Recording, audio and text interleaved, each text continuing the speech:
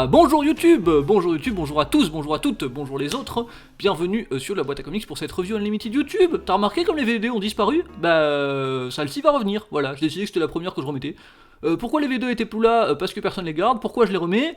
Et parce qu'il va pas y avoir grand monde de plus qui les regarde si elles sont pas là, hein? Quand on y réfléchit, 5 secondes, hein? Pas de con pour déduire ça? Bon bah voilà, elles sont de retour, et nous sommes de retour, ravis de te voir YouTube, voilà. Et aujourd'hui on va faire le sommaire de la sortie de la semaine.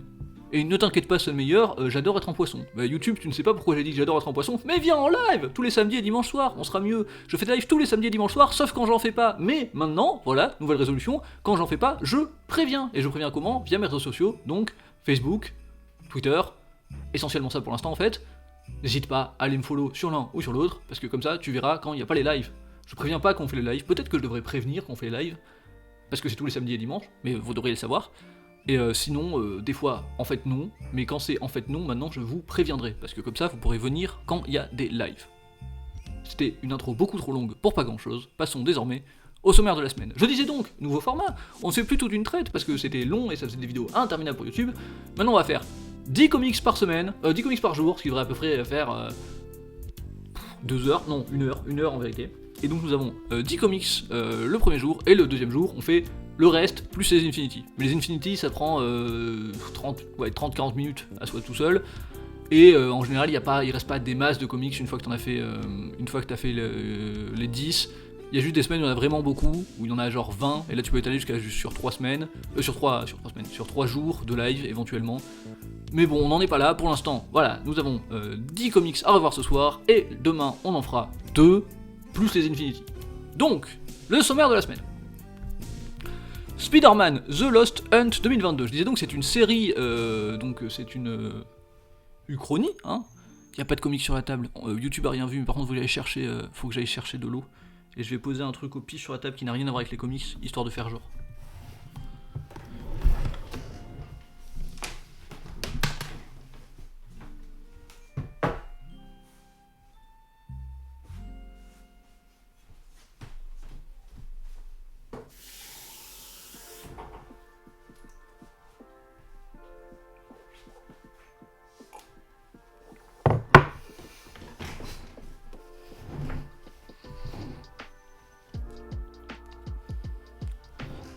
Mon dieu, si c'est pas la pire intro de vidéo YouTube de tous les temps, je sais pas ce que c'est, comme quand on change pas une équipe qui perd. Soit dit en passant, YouTube vient en live, vraiment, demain soir en live, on commente, enfin ce soir pour toi d'ailleurs, on commente, on fait la review d'un rouleau de PQ. C'est pas une blague, hein, on fait réellement la review d'un rouleau de PQ. Si tu veux savoir de quoi je parle, viens en live, sans déconner.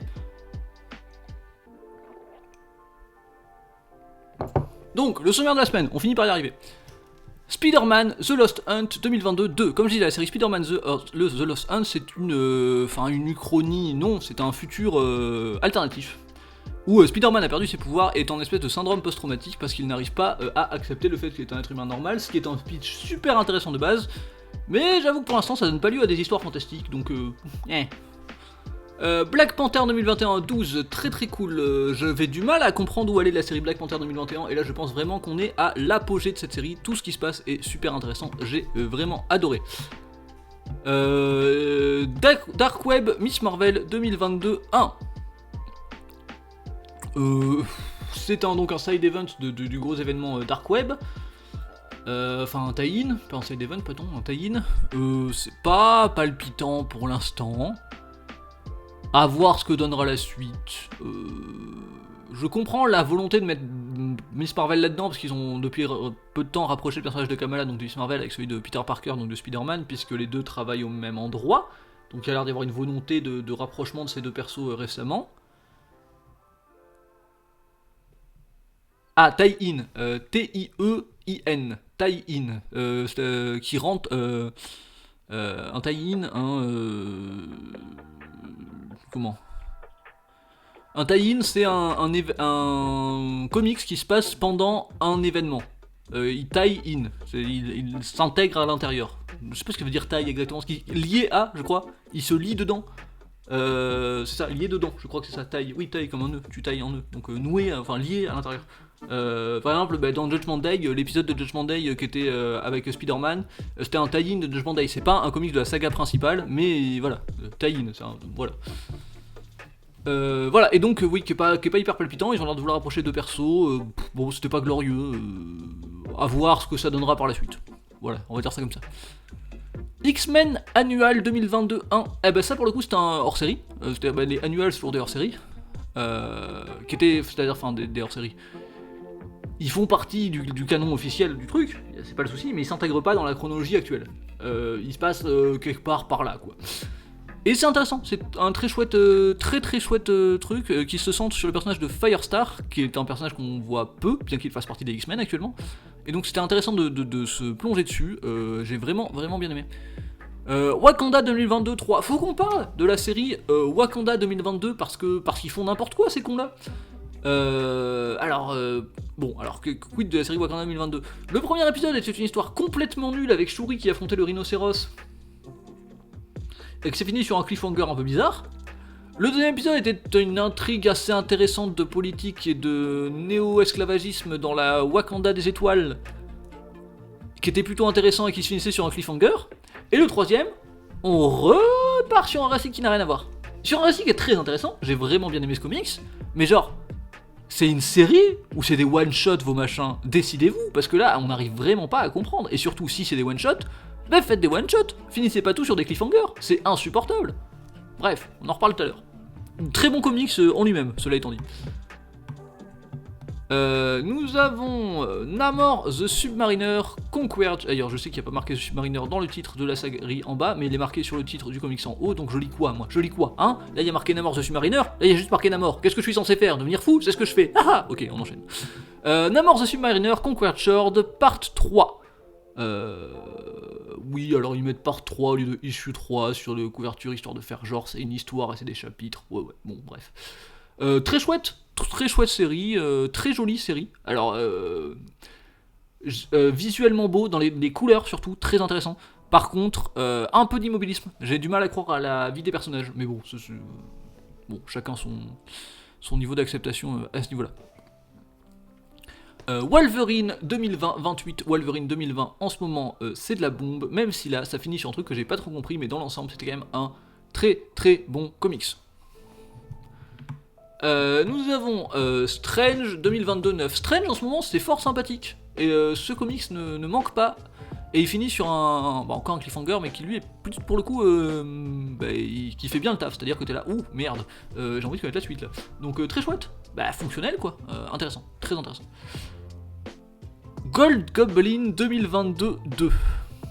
Alors, le premier numéro de Gold Goblin était sûrement le comics de la semaine quand il est sorti, c'était incroyable, le premier numéro de Gold Goblin, ne serait-ce qu'en termes de mise en scène, mais aussi d'histoire. J'aime toujours la mise en scène, l'histoire me plaît moins. Alors en fait, je la comprends d'un point de vue théorique, la construction narrative de cette histoire-là, mais j'ai du mal à l'accepter dans les faits, on en reparle plus en détail tout à l'heure. Reste un numéro intéressant, cela étant dit, la série Gold Goblin étant dans l'ensemble très bonne, et évidemment je l'ai pas dit, mais ce Gold Goblin est un tie-in de Dark Web, parce que l'événement Dark Web va vite, on a au moins 3 comics Dark Web toutes les semaines. Mais par exemple 3 comics Dark Web toutes les semaines, Mary Jane and Black Cat et Mary Jane and Black Cat 2022, qui est une série qui est lancée en même temps que Dark Web et qui à mon avis ne durera pas bien plus longtemps que Dark Web. C'était pas bien. Voilà, c'était pas bien, je sais pas comment le dire autrement. Bon, on en reparle tout à l'heure, mais j'ai pas spécialement aimé ce comics. Nous aurons aussi... Ah mais non, c'est tout. Après, c'est des trucs qu'on verra demain. Et ça, pour toi Twitch, pour YouTube, demain on verra Cybertooth and the Exile et Avengers Forever, 2 comics pas très bien. Ça va être génial. Mais ça va, on aura aussi les comics mignons à côté, on finira avec un quoi, c'est un Alligator Loki, je l'ai pas encore lu, mais c'est un Alligator Loki. Mais bon, pas se plaindre de l'air des mauvais comics si on a du Alligator Loki derrière. C'est pas du Jeff the Land Shark, mais ça reste qualitatif. Donc, nous en étions à Spider-Man The Lost Hunt. Nous démarrons le premier comics de cette review après seulement 22 minutes de live. Mais oh là là là là. Oh là là, mais on va vite, c'est incroyable. C'est faux.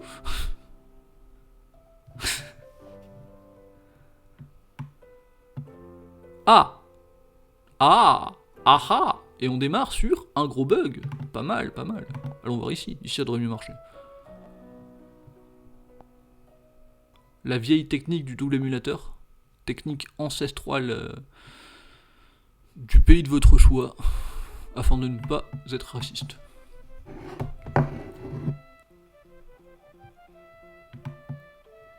Donc la semaine dernière, pour rappel. Attendez, je vais remettre la couverture un peu quand même. Non, pas ça. Voilà. La semaine dernière...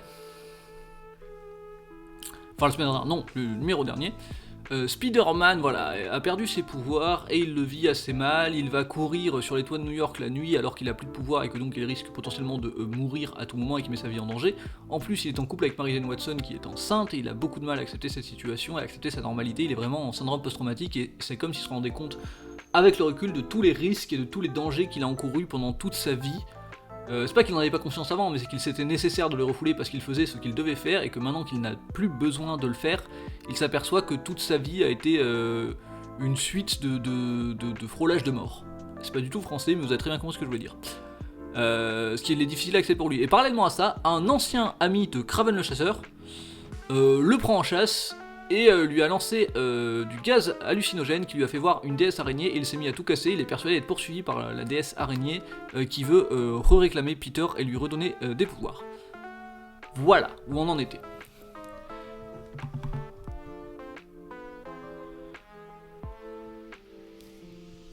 Et on commence le numéro avec le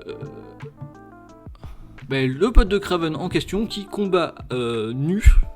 Donc je dis pas ça pour le plaisir de toujours agréable de voir des personnes à moitié à poil, mais je dis ça parce que c'est la sauvagerie, évidemment. À armes égales, le jaguar est nu, lui est nu aussi. Donc il fait de la lutte, ou du combat, ou... Attendez, on voit pas ma tête. Est-ce qu'on voit ma tête là sur le... Oui, ok, je me suis remis bien. Non, merci. Ah oui, d'accord, ça prend la page, pardon. Contre un jaguar, il finit par le vaincre à main nue, attestant que le personnage est fort, mais il l'épargne parce qu'il dit que c'est son seul ami. Ensuite, il s'en va. Et on revient sur Spider-Man, qui est en train d'embrasser sa femme Mary Jane après qu'il ait complètement tout détruit dans son appartement, après avoir complètement déliré sur le fait que sur le fait qu'il y avait cette déesse araignée, il comprenait pas, il a tout cassé dans son appartement parce qu'il devenait fou. Et Mary Jane est revenue et l'a prise dans ses bras. Elle aussi est très inquiète de l'avenir de leur couple et de l'avenir de Peter en général parce que voilà, sa santé mentale est au plus bas. Elle l'invite juste à aller se coucher, elle dit c'est pas grave, on rangera demain, et au moment où elle dort, il va pour s'enfuir par la fenêtre et retourner courir sur les toits, et elle lui dit non, tu restes avec moi. Elle le convainc de rester, ce qui est un moment assez touchant. Et on le revoit le lendemain en train de nettoyer tout l'appartement. Mais le méchant, qui visiblement a fait un truc pas cool à Peter, prononce le mot peur alors qu'ils étaient complètement à l'autre bout du monde. Et là, Peter d'un seul coup est terrifié. Ensuite, le méchant prononce le mot rage et Peter se met à engueuler Mary Jane. Donc, il se passe visiblement quelque chose où le méchant contrôle les pouvoirs de Peter, enfin les pouvoirs non, les émotions de Peter. Et pendant ce temps, je suis désolé, je suis un peu en mode automatique là, faut que je me reprenne. Allez. Ok. Et pendant ce temps, le méchant, voilà, qui a toujours cette parure un peu classe en vérité, mais j'arrive pas à savoir si j'aime bien son look ou pas. Mais j'aime bien la façon dont est dessiné ça. Voilà, j'aime pas tellement le truc en lui-même, mais j'aime bien comme il est dessiné. Il se rend compte qu'il y a quelqu'un qui l'observe lui aussi. Bon, très bien. Et après, il se promène dans son musée dédié à Kraven. On comprend, voilà, il aime beaucoup Kraven le chasseur.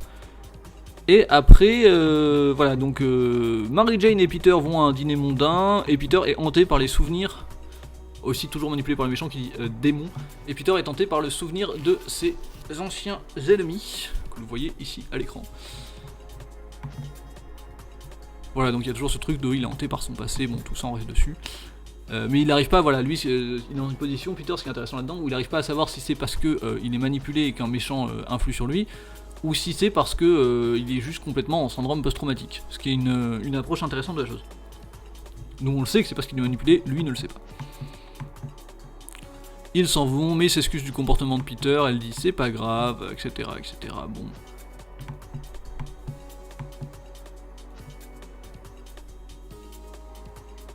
Peter finit par se faire capturer par le méchant, qui lui révèle tout son plan, et Peter se dit cool, bah maintenant que je sais que c'est pas des hallucinations ou quoi, que c'est juste un mec, enfin c'est des hallucinations mais que c'est pas dû à moi et tout, que je suis pas juste en train de perdre la boule, trop bien, je vais pouvoir lui péter la gueule, même si j'ai plus de pouvoir, lui non plus il en a pas, on peut faire jeu égal.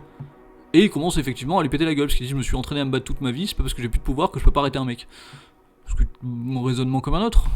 Mais très vite ça se retourne contre lui, il commence à se faire péter la gueule, et il dit, et d'ailleurs pendant le combat le mec dit non mais c'est bon, j'en ai, vas-y affronte-moi, et Spider-Man y va de toutes ses forces, et il n'arrive absolument à rien faire parce que il peut pas le battre, c'est un surhomme en face, toi t'as plus le pouvoir, tu n'es plus à la hauteur d'affronter ce genre de mec.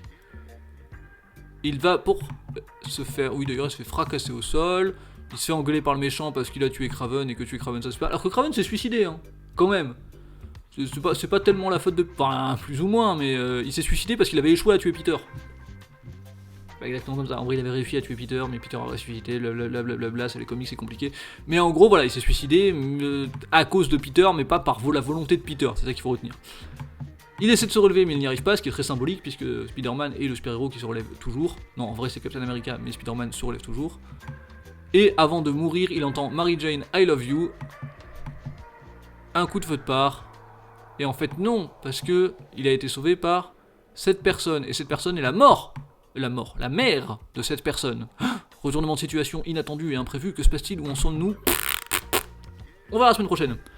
Pas intéressant. Voilà, pas intéressant. Ça m'a pas passionné du tout. Mais écoutez. Ouais, trouve ça pas mal, toi? Moi, je trouve ça un peu chiant, mais en fait, le côté axe de réflexion de super-héros qui a abandonné son mentor, son costume, qui a plus de pouvoir, voilà, et qui essaie de se repasser à une vie normale et qui n'y arrive pas parce qu'il est complètement traumatisé par sa vie passée, c'est un truc que j'aime beaucoup, et je trouve que il s'en sert pas. Ils ont posé l'idée, puis ils ont rien fait avec. Et c'est bizarre de faire ça.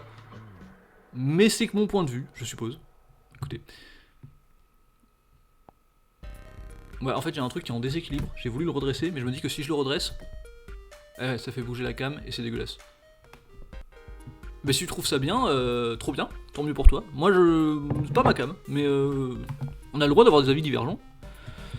C'est même conseillé, parce que sinon ce serait chiant. Alors, Black Panther 2021-12. C'est ça, 2021 ? On regarde. C'est ça, 2021-12. Bon, alors, Black Panther 2021-12. Non, mais genre, il n'y a plus la couverture maintenant, il se fout de moi.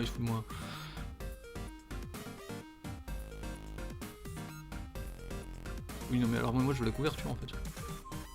Voilà, merci. Donc, alors là, je vais devoir faire un rappel de ce qui s'est passé globalement un peu partout dans la série Black Panther. T'Challa n'est plus le roi du Wakanda. La Wakanda est devenue une démocratie, mais il est en froid avec le chef local parce que, enfin avec le dirigeant de cette démocratie, parlementaire hein, quand même, parce que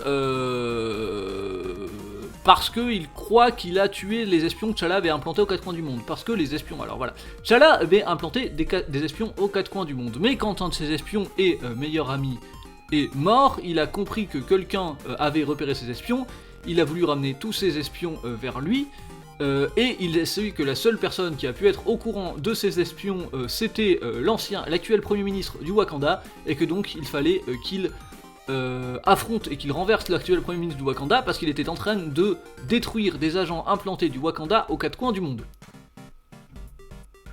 Ce qui est jusque-là un raisonnement qui se tient, parce que c'est le seul qui pouvait connaître l'existence de ces agents-là.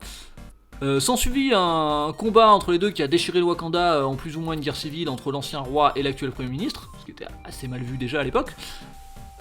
Et voilà. Où T'Challa a plus ou moins fini par perdre et par laisser le premier ministre actuel à la tête du truc. Bon, très bien. Suite à ça, il a combattu un mec qui s'appelait comment ? Il s'appelait pas l'esclavagisme, mais c'était un truc assez peu subtil. Genre il s'appelait le colonisateur. Dans le cosmique, il s'appelait le colonisateur, mais ça c'était pas hyper intéressant, ça a juste un petit écho à ça. Mais bref. Très récemment, dans le dernier numéro, des terroristes se sont emparés des centres de data aux quatre coins du monde. Eh bonjour quatrième viewer, salut, ça fait plaisir de te voir. Je dis donc, dans le dernier numéro, des terroristes sont emparés des data centers aux quatre coins du monde, qui se relient voilà, à tout l'internet, Et donc ils ont, j'arrivais à parler. Oui, ils les ont bloqués, voilà, ces data centers, ils ont dit, continuez, par contre, vivez en paix à partir de maintenant, sinon. Voilà, c'est le message qu'ils ont lancé, vivez bien et vivez en paix, sinon. Sinon quoi, on ne sait pas, les Avengers ont tenté de les déloger de là, parce qu'en gros, ces personnes ont la capacité de couper l'internet à l'échelle du monde. En vrai, l'internet ne marche pas comme ça, mais dans les comics, si, et c'est pas grave, on accepte pour la chose. Moi, ça ne me dérange pas. Bon, ok.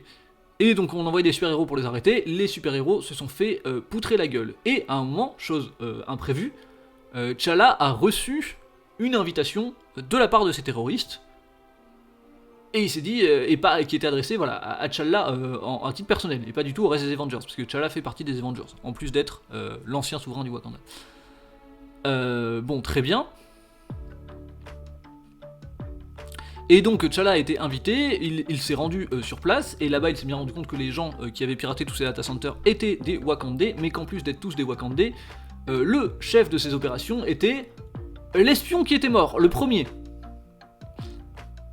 Ce qui est super bizarre comme concept, parce qu'il était mort. Et cet espion lui dit, ravi de te revoir T'Challa, s'agenouille devant lui, et il lui dit, je t'obéis mon roi. Et nous on est là, merde, sachant que depuis le début, ces mecs sont dans une démarche non violente absolue, c'est-à-dire que le seul moment où ils ont réellement coupé l'internet, c'est quand les Avengers sont venus les agresser.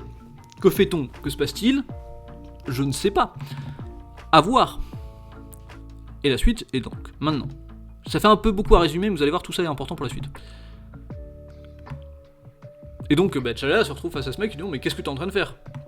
Et lui dit, je vous prouve ma loyauté, mon roi, je vous prouve ma loyauté. Et dit, mais je ne suis plus roi, déjà, donc relève-toi et dis-moi ce qui se passe. Et le mec lui dit, tu es mort, j'ai vu ton corps. Et il lui dit, non, tu as vu un corps. Il a orchestré, il est en train d'expliquer à T'Challa qu'il a orchestré son propre assassinat. Pour pouvoir reprendre les opérations dans l'ombre, pour pouvoir faire selon les bons vouloirs de son roi.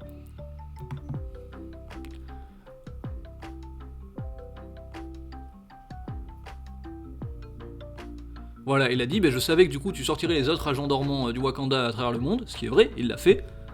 Ce qui d'ailleurs en plus il avait un agent dormant sur Arakko, donc non pas sur Arakko, si sur Arakko, sur Arakko, sur la planète Arakko. Ce qui s'est assez mal vu, mais en vrai là, depuis un moment la diplomatie entre le Wakanda et Krakoa c'est pas fou, mais ça a vraiment pas arrangé les choses. Bref. Voilà, donc il a dit, voilà, j'ai fait ça parce que, et je me suis dit que tes soupçons affaibliraient les forces de défense du Wakanda, et ça a bien marché, ça a même mieux marché que ce que je voulais. Et il dit, attends, ça a mieux marché que quoi? J'ai accusé Akili de trahison, et oui, Akili, c'est un autre mec dans l'histoire, voilà, qui a fini par se suicider. C'est le même premier ministre qui est resté, mais il a accusé un autre mec qui était responsable de la défense actuelle de... c'était pas le premier ministre directement qui l'a accusé, c'était le responsable de la défense. J'ai accusé Akili de trahison, et il s'est suicidé pour prouver son innocence. Et il dit oui, ça a mieux marché que ce que je pensais, parce que maintenant que les forces spéciales du Wakanda ont été dissoutes, parce que leur chef est mort,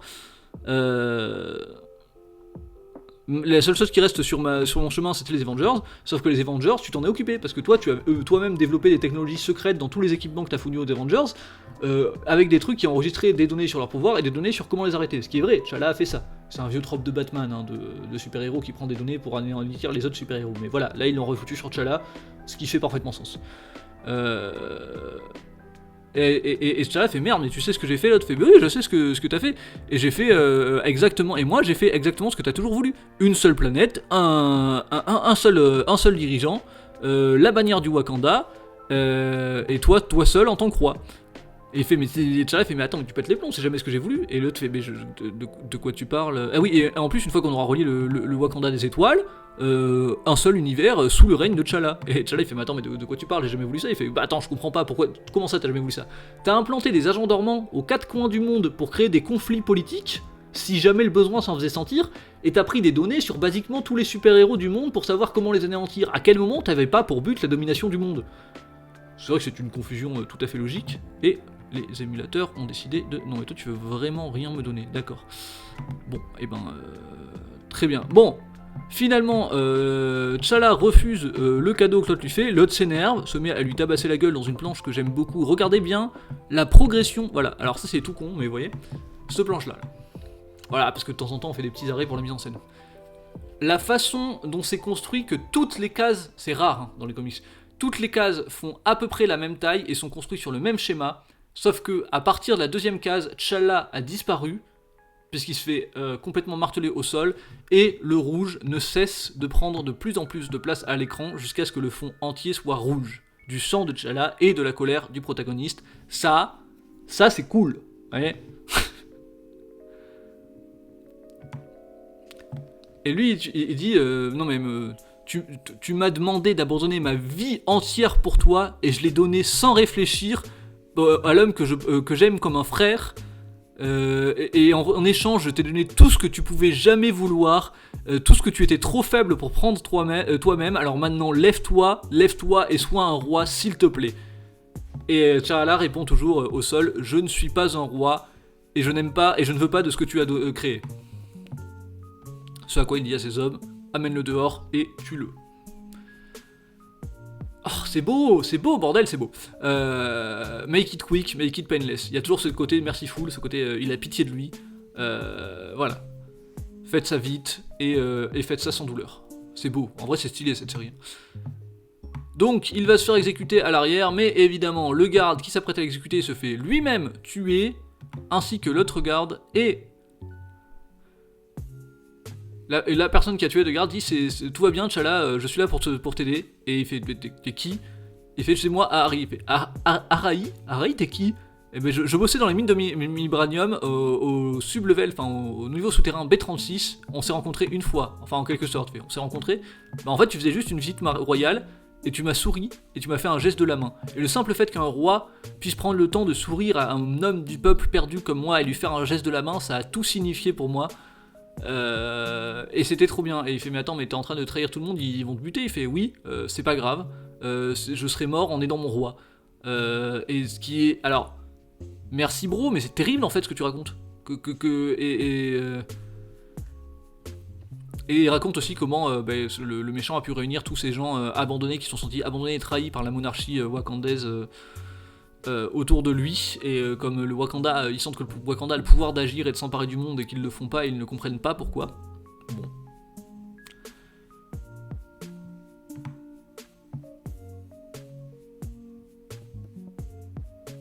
Et il dit mais viens avec moi, T'Challa dit à cet homme mais viens avec moi, tu seras pardonné. Et là tu dis non mais il est trop tard pour moi parce que je serai en fait si personne ne pardonne à un traître. Si je reste ici, je suis un traître. Si je rentre au Wakanda, j'ai été un traître quand même. Et dans tous les cas, j'ai aucun moyen de m'en sortir. Et il se désintègre lui-même.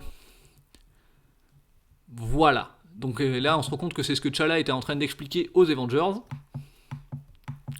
Et les Avengers ne sont pas contents, parce qu'ils sont en mode T'Challa est en mode attendez mais j'aurais pu les rejoindre et je suis revenu vers vous. Ils sont oui alors t'es revenu vers nous certes, mais tu leur as donné en main toutes les cartes pour nous affronter, parce que tu leur as en fait donné des renseignements sur ton pouvoir et sur comment les contrer depuis le début. Et il fait oui mais je peux vous aider et tout. Ils font non tu peux pas nous aider, maintenant tu te casses et tu n'es plus le bienvenu ici. Il fait, et ça dit je peux aider, et Captain America dit oui mais est-ce qu'on peut te faire confiance? Et c'est à quoi T'Challa répète les derniers mots de l'autre, personne ne fait jamais confiance à un traître, enfin on ne pardonne pas à un traître. Et c'est vrai, on ne pardonne pas à un traître. Là on a une page vide. Bon on se rend compte que T'Challa, putain on est à peine à la moitié du comics. Hein. Il est pas plus long que les autres, hein, il est juste vachement mieux, vachement plus dense. Donc T'Challa est en train de tout expliquer à sa sœur et qui lui dit il faut qu'on aille les arrêter nous-mêmes parce que les Avengers n'ont aucune chance. Il faut qu'on monte une équipe faite de gens sur lesquels tu n'as pas de données, faite de super-héros voilà, sur lesquels ils n'ont pas de données, pour les surprendre et réussir à les vaincre. Et T'Challa fait ouais mais des gens sur lesquels j'ai pas de données, il y en a pas beaucoup. Mais ouais c'est vraiment trop bien.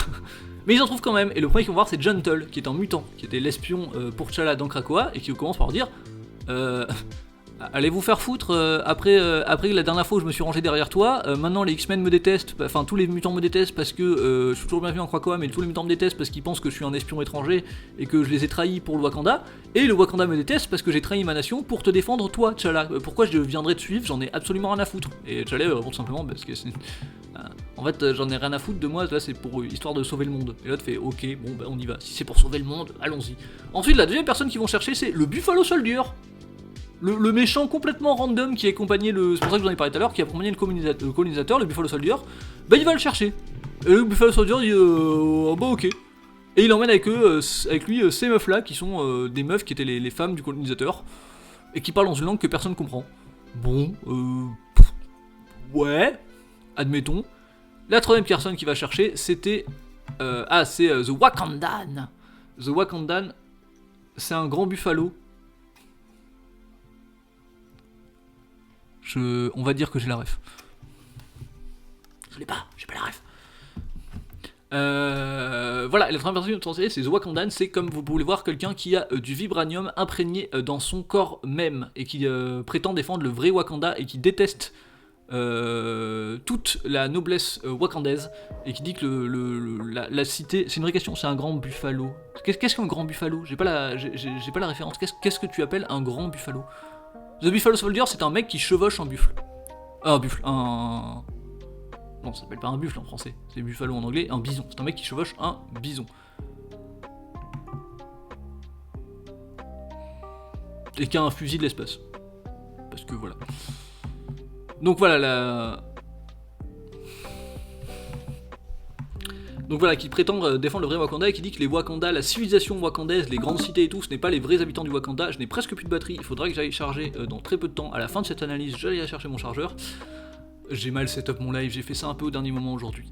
Voilà, qui dit le Wakanda c'est le peuple, c'est les gens qui vivent dans les forêts, dans les mines, dans les machins comme ça. Les gens de la ville, ils sont bien gentils, mais nous, le vrai Wakanda ne fait qu'un avec la nature. Il se prétend être du vrai Wakanda et il a du vibranium carrément. Voilà, il a des tatouages en vibranium, ce qui est complètement la classe. Et la dernière personne qui va chercher, c'est l'ancienne petite copine de Jay qui est donc le méchant, qui a assisté à son assassinat et qui a témoigné en disant oui, il est bien mort, moi je l'ai vu mourir. Et qui se dit non mais attends, s'il a joué ce tour là, moi je suis pour qu'on aille l'arrêter, y a pas de souci, j'ai des raisons de t'en vouloir, mais j'ai encore plus de raisons de lui en vouloir à lui. Ok, très bien.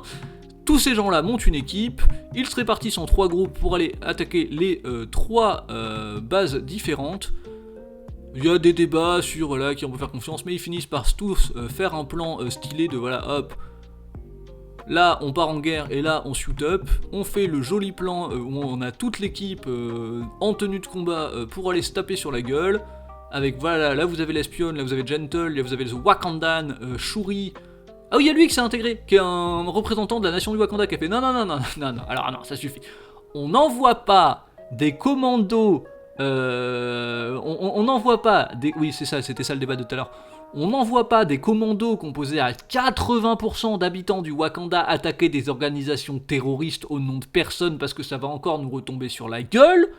On envoie donc des commandos composés à 80% de Wakandais sous la direction du Wakanda qui se présente en salvateur du peuple et du monde parce que c'est cool de sauver le monde. Ça, on peut pas vraiment dire le contraire. Et que voilà, mais du coup on vous met un mec pour superviser les opérations, pour nous assurer que vous faites pas de la merde, parce qu'en ce moment, T'Challa, je suis désolé de te le dire, absolument personne ne te fait confiance, et c'est sûrement à juste titre. Voilà.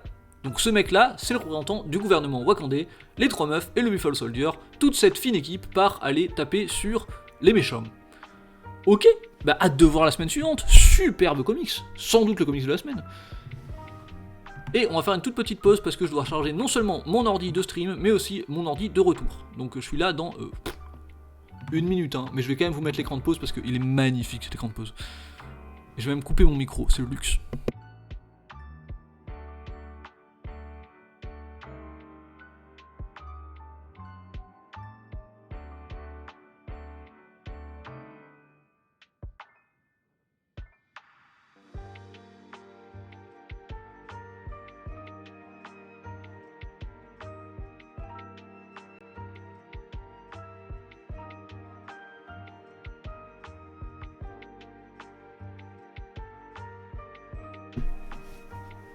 Oui, non, le mec qui recrute... Non, la police n'a pas changé. Non, le mec qui recrute n'est pas un bison, c'est bien un mec qui chevauche un bison. Enfin, c'est un mec de l'espace avec un fusil de l'espace qui chevauche un bison de l'espace, je suppose. Je ne sais pas comment ça marche, voilà.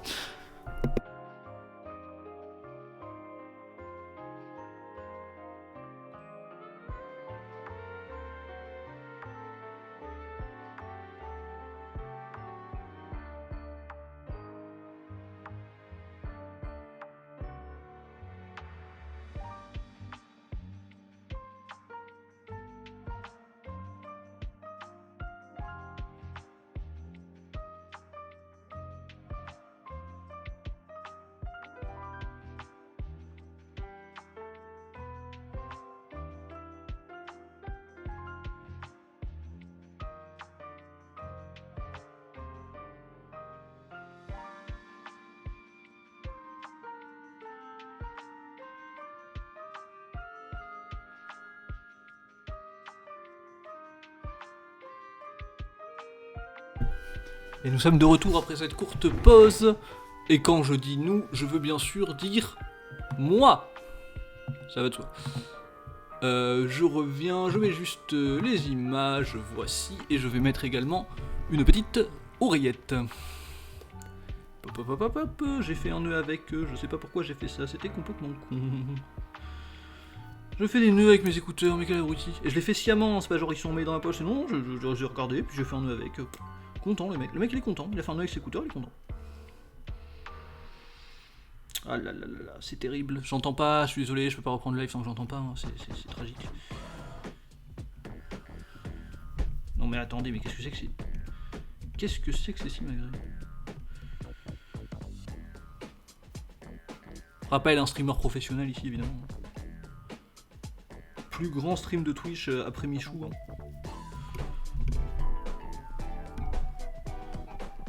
Ok, nous y sommes. Mes oreillettes sont dénouées. Ding dong. C'était un bruit bizarre pour parler d'une oreillette. Nous y sommes. Dark Web Miss Marvel 2022, comme la coutume le veut, je dirais aha. Ah bah là c'est un spoiler là. Donc, Miss Marvel. Déjà, apprécions la beauté de cette couverture. J'aime beaucoup, toujours la façon dont il dessine Miss Marvel. Ses pouvoirs sortent trop bien avec son costume, ses rubans se mêlent à ses bras, c'est magnifique. J'aime bien. Voilà. Donc Miss Marvel, pour rappel, dans le statu quo de Miss Marvel, en ce moment, elle travaille dans les laboratoires d'Oscorp, aux côtés de Peter Parker, et donc sous le compte de Norman Osborn, le Gold Goblin actuellement. Donc le bouffon d'or, je suppose, en français, je ne sais pas.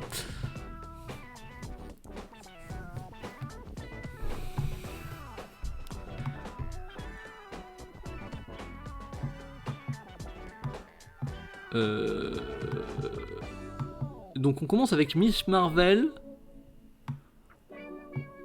aux côtés de Lockjaw, donc Goldor, qui est le chien des Inhumains. Pourquoi, comment, je ne sais pas. J'avais oublié que ça commençait comme ça. On ne sait pas trop ce qui se passe, on comprend pas trop ce qui se passe. En fait, à mon avis, ça c'est un callback d'un vieux comics, dont je n'ai pas la ref. Avec un méchant qui s'appelle The Inventor. Bon, et au moment de disparaître, la machine fait squawk. C'est selon on nous dit c'est la dernière chose que cette machine ait vue avant de disparaître. Très bien, admettons. Ensuite, on est sur le chantier bien plus tard. Alors que dans le limbo, sur son orgue ordinateur magique, Madeline Prior est en train de foutre le bordel et elle transforme la grue du chantier en gros monstre. Et c'est là que sort des tréfonds, ce qui devait être le méchant dont on avait dans la chose, qui est donc un espèce de monsieur pigeon mécanique. En vrai, pour un monsieur pigeon mécanique, il y a charisme. Hein. Respect pour ce personnage en vrai, respect pour ce personnage, qui doit être du coup un antagoniste qui m'est personnellement inconnu de Miss Marvel. C'est pas bien grave, mais voilà. Et là ça a décidé de planter. Donc je sais pas quoi vous proposer. Si je sais quoi vous proposer, on va changer d'émulateur, c'est pas bien grave. Ah il y a une vibe hein, il y a un style un peu. Hein.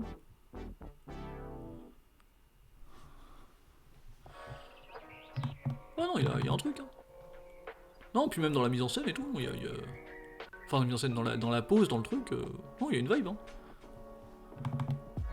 Ensuite, on reprend 2 heures plus tôt. Oui, non mais vraiment, on va laisser des décorations de Noël sur une mosquée. Il fait bah, je sais pas, peut-être ça nous fera bien voir par la communauté. Non, mais c'est juste qu'on n'a pas retrouvé d'échelle pour descendre les décorations depuis l'Aïd. En vrai, c'est un peu rigolo. Et du coup, c'est une mosquée de Noël. C'est un peu drôle. Et vraiment, et tous ses amis lui font remarquer, mais pourquoi tu bosses chez Oscorp, tout con, que leur dirigeant est un ancien psychopathe quand même. Et elle fait bah, je sais pas, ils m'ont proposé une bourse et un truc. Voilà, ils m'ont proposé un stage, moi j'y suis allé, et je dis mais c'est quoi que tu veux faire plus tard? Elle est en mode bah je sais pas, en fait on se rend compte que Miss Marvel n'a pas de direction dans la vie, c'est une ado un peu paumée, elle sait pas trop ce qu'elle veut faire, ok, pourquoi pas. Et ses amis lui reprochent pas mal de bosser sur Oscorp parce que c'est moralement compliqué selon eux. Ce qui est vrai qu'il est censé avoir changé et s'être absolu, mais bon, dans l'idée je comprends que tu sois dubitatif vis-à-vis de ça.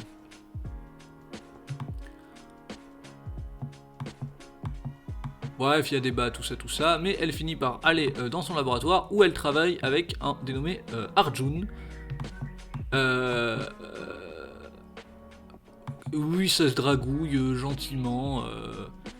Et voilà, ils se demandent, mais à ton avis, est-ce qu'ils nous ont foutus ensemble parce qu'on était les 2 seuls de type indien dans tout le laboratoire? Parce qu'elle est pakistanaise, donc elle est pas exactement indienne, mais voilà, elle est en tout cas d'Asie du Sud. Est-ce qu'on était les 2 seuls d'Asie du Sud dans le laboratoire? Et voilà, bon, un peu rigolo, oui, qui se retrouve là-dedans.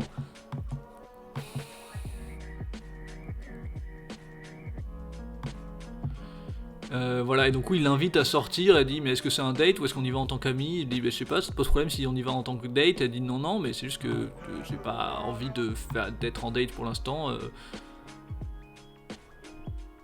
Et après, il lui demande quand même, est-ce que je peux te demander un truc? Est-ce que c'est un problème le fait que je sois hindou et que toi tu sois musulmane? Est-ce que c'est pour ça que t'as dit non? Ah là là, l'erreur à ne pas faire, ah là là. Pendant ce temps, le microscope prend vie. Voilà. Parce que c'est le début de l'invasion du limbo, du coup. Le microscope et les béchères prennent vie.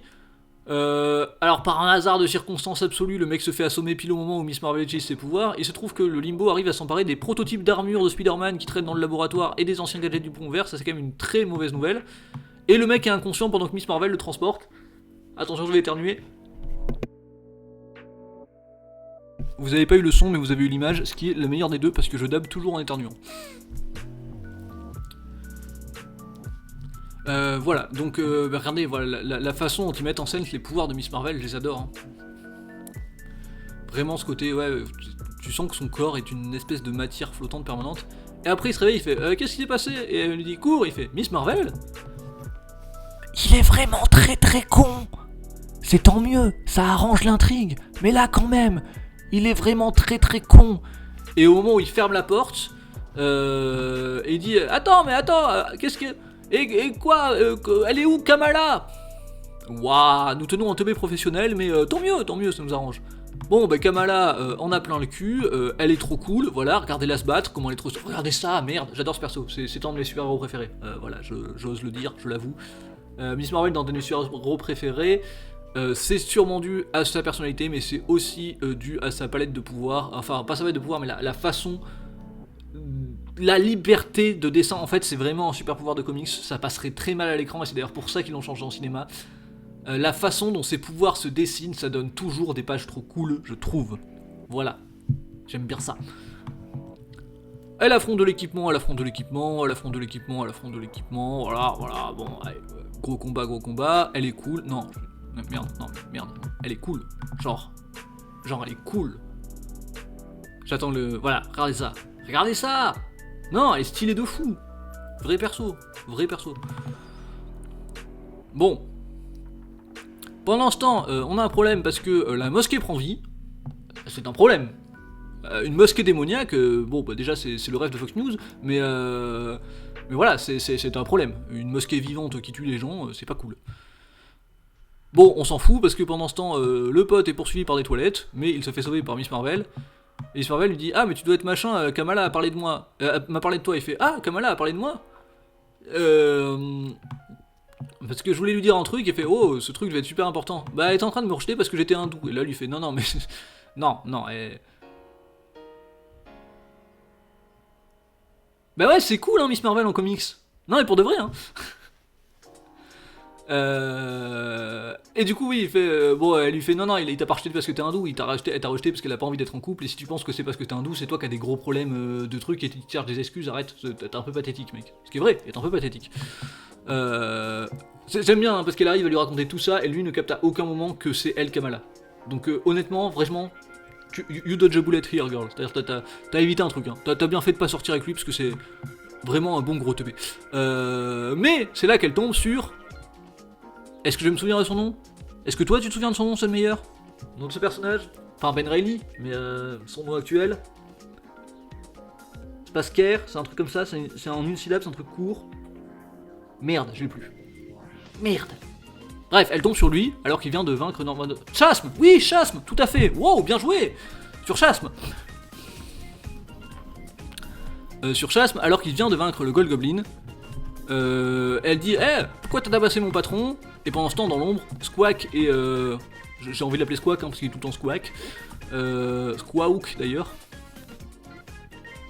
Et il est derrière avec une bande d'autres robots chelous potes à lui, ok très bien, dans l'ombre. Il va pour affronter Chasm, elle va pour affronter Chasm, mais elle se fait défoncer la gueule parce que c'est l'antagoniste principal de l'événement en cours et que donc elle n'a aucune chance. Même si on pourrait arguer que l'antagoniste principal c'est Madeleine Prior, je suppose que c'est une face, ça dépend comment tu vois les choses. Et elle se fait téléporter, où ça donc? Dans le limbo. Et elle dit, ah merde, c'est pas une bonne chose. Et en effet, ce n'est pas une bonne chose. Est-ce que Miss Marvel va pouvoir depuis le limbo aller libérer les X-Men qui ont été enlevés par Madeleine Prior? Mais peut-être. On verra bien, mais moi la question que je pose c'est quid de Squawk, c'est marrant à dire quid de Squawk, et aussi quid de cette putain de mosquée vivante?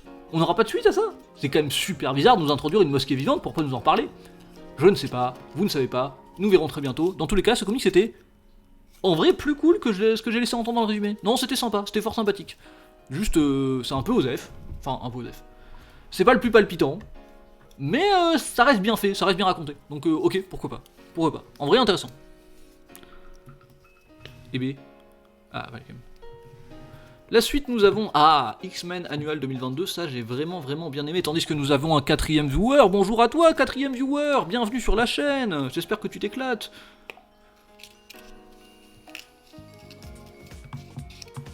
Alors, X-Men Annual est centré sur le personnage de Firestar, mais je ne vais pas vous expliquer qui c'est parce que le comics l'explique très bien sans moi. Et je vous laisse juste un peu apprécier la couverture. Bon, c'est vraiment juste des super-héros qui tapent la pose et qui font des trucs stylés, mais ça, c'est toujours cool, des super-héros qui tapent la pose et qui font des trucs stylés, quelque part.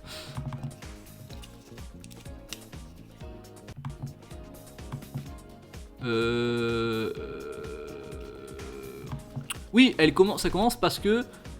ça commence parce qu'elle dit, elle fait partie des X-Men actuellement, elle dit, être un X-Men, c'est cool.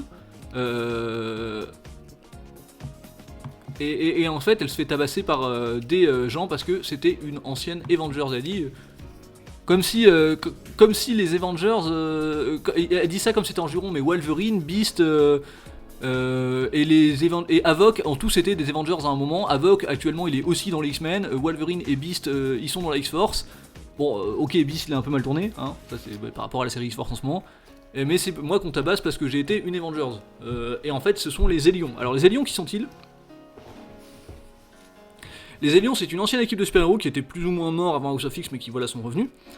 Enfin, de super vilains d'ailleurs, enfin d'antagonistes, qui étaient un peu une antithèse des X-Men. C'est-à-dire que les X-Men c'était les apprentis de Charles Xavier, et les Zélions c'était les apprentis d'Emma Frost, du temps où Emma Frost était une antagoniste. Parce qu'Emma Frost n'a pas du tout toujours été du bon côté des choses, même si elle est revenue vers.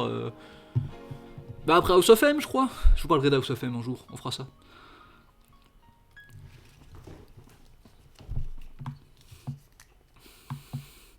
Bon, le Blob, qui est le barman de Krakoa officiel, c'est toujours lui depuis. Alors, voilà, tout le monde a eu un rework avec Krakoa, on a intégré tout le monde dans des équipes, et Blob, on l'a mis au bar. Bon, pourquoi pas.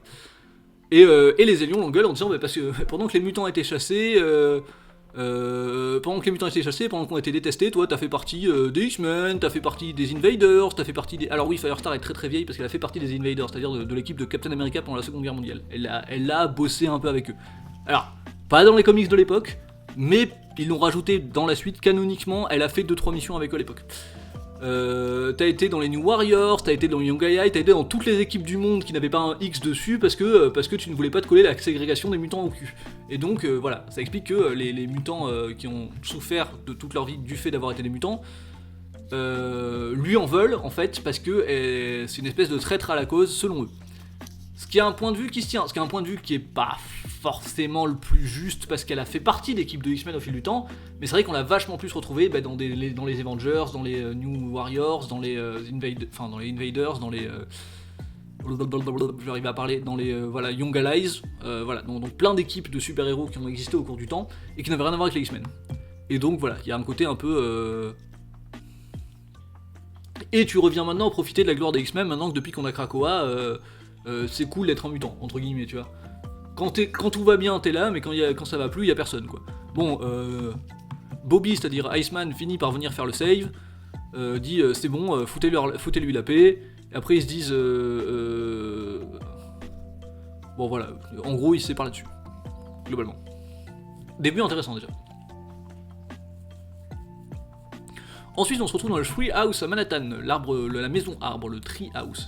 Je sais pas parler anglais, faut que j'arrête de faire ça. Dans la maison arbre à Manhattan, c'est plus rigolo de dire la maison arbre en plus.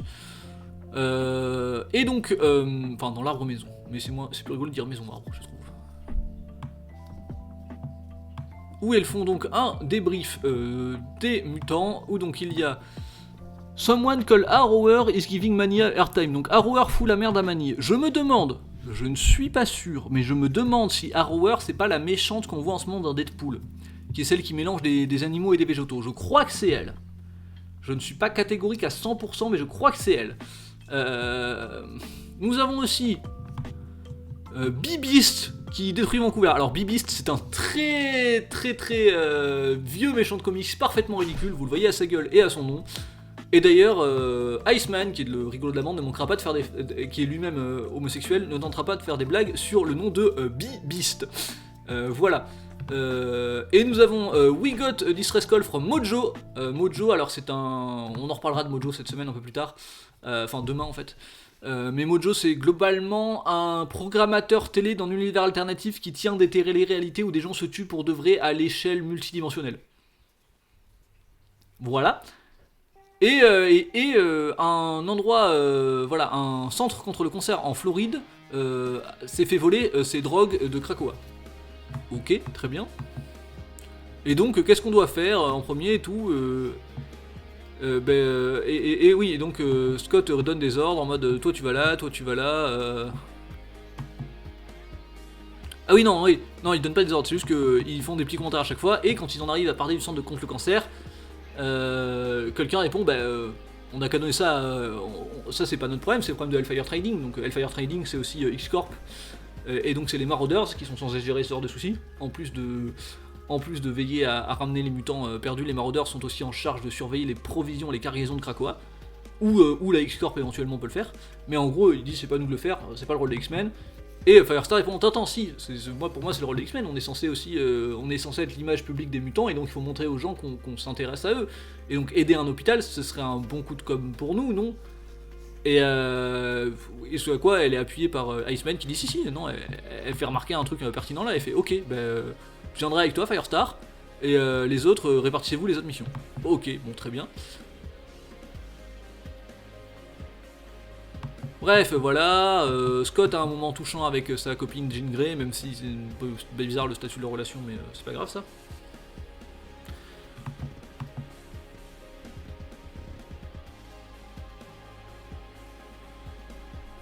Donc ils se font téléporter par Magic, parce qu'elle a des pouvoirs de portail, elle les a toujours eu, près de l'hôpital, et là quelqu'un se dit merde, voilà les X-Men, on sait pas qui c'est. Bon, très bien. Ils arrivent, ils vont voir, ils disent bon alors vous avez pas reçu vos provisions? Si, elle fait si, alors nous on les a reçus, mais regardez, elle leur montre la réserve, tout a été foutu en l'air, et la personne qui a fait ça n'a pris que les drogues de Krakoa, elle n'a rien touché d'autre. Bon, très bien, mystérieux, étrange, que se passe-t-il? Bon là il y a un flashback sur le moment dans le passé où Firestar a eu le cancer. Je ne savais pas qu'elle avait eu le cancer, mais apparemment c'est une... Alors, j'aime bien comme ils le disent.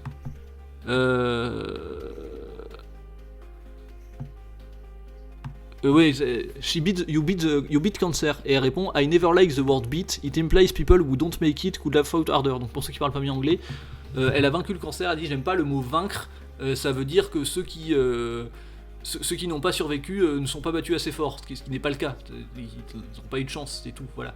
Mais bref, elle dit, voilà, c'était des moments terribles et tout, je ne sais pas plus pourquoi on parle de ça maintenant, mais voilà. Parce que oui, ses propres pouvoirs lui ont donné le cancer en fait, parce qu'elle détecte, elle émet des radiations, entre autres, et que ça lui a filé le cancer, ce qui est quand même dommage, parce que son corps n'est pas venu avec l'immunité à ses pouvoirs. Mais bref, elle a vaincu le cancer. Donc elle essaie d'utiliser ses pouvoirs de détection de radiation pour comprendre pour retracer la signature énergétique de celui qui a fait ça. Mais à ce moment-là, éclate un orage dehors, et a priori, c'est pas un orage normal. Et donc elle y va, et on voit le personnage de... Alors, pour moi qui parle pas anglais, c'est un bonheur, on en reviendra. Oui, Philippine Manille, donc effectivement, je pense que c'est vraiment Arrower, le personnage qu'on voit dans Deadpool en ce moment, où ils sont en train de défoncer des créatures cheloues. Bon, très bien. Ensuite, ils arrivent, ils défoncent Beast à Vancouver, vraiment Beast, quoi, j'en peux plus. Et pendant ce temps, on revient sur l'ouragan qui est provoqué par... Alors, c'est là, c'est écrit là. Tourbillon. W-H-I-R-L-W-I-N-D. Whirlwind. On va l'appeler Whirlwind. Voilà. Donc nous l'appellerons Whirlwind. Donc Whirlwind qui... Il a l'air vieux. Oui, c'est un très vieux personnage. Whirlwind aussi. Et donc oui, il dit... Je me rappelle la dernière fois qu'on s'est vu, tu m'as pété la gueule, mais t'étais avec ton copain à l'époque, et c'est vrai que c'était à l'époque des New Warriors, où à l'époque elle sortait avec le personnage de Justice. Oui, il y a vraiment un personnage qui s'appelle Justice. Écoutez, pourquoi pas. Et c'est d'ailleurs ça qui avait fait qu'ils sont devenus des membres de réserve des Avengers. Très bien, donc petit callback au passé. Donc Whirlwind affronte Firestar, ils se foutent sur la gueule, voilà. Pendant ce temps, les X-Men résolvent tous les problèmes du monde. Il y a un mec qui vient... J'aime bien comme tous les problèmes qu'ils résolvent sont tous ridicules. Il y a un mec qui vient des terres sauvages et qui a l'air parfaitement ridicule, qui veut créer une invasion de dinosaures à New York. Bon, ils se font péter la gueule, voilà. Et ils se font aider par Miles Morales parce que... on fout des Spider-Man partout, de toute façon, voilà. On l'a bien vu la semaine dernière, hein. Il faut foutre des Spider-Man partout. Dès qu'on peut foutre un Spider-Man quelque part, on en met un. Voilà, là ils sont à New York, hop, on met un Spider-Man. C'est pas Peter, mais c'est Miles. C'est pas grave, c'est un Spider-Man. Mettons des Spider-Man partout. Tout est meilleur avec un peu de Spider-Man dedans. C'est comme le seul Spider-Man. Pour faire un bon comics, tu saupoudres de Spider-Man à la fin.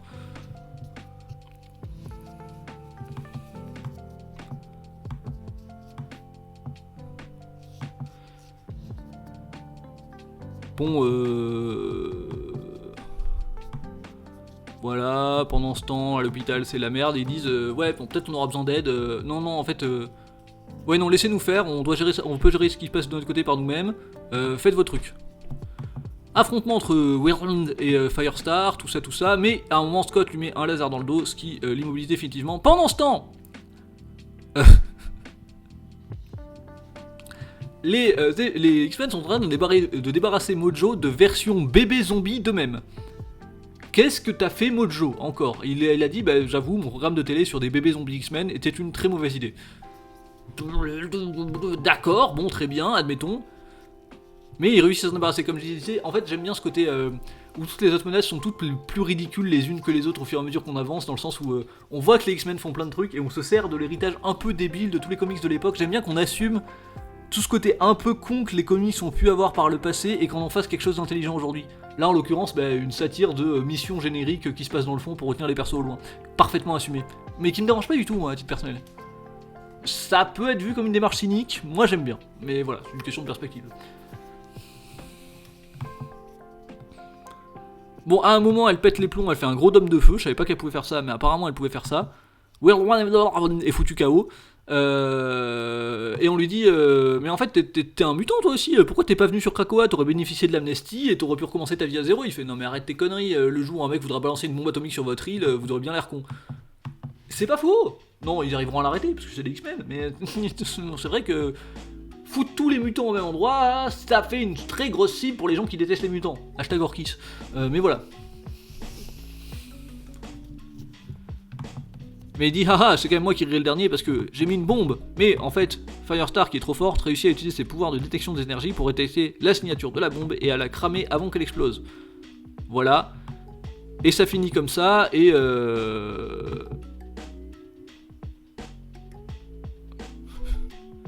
Ah oui, si.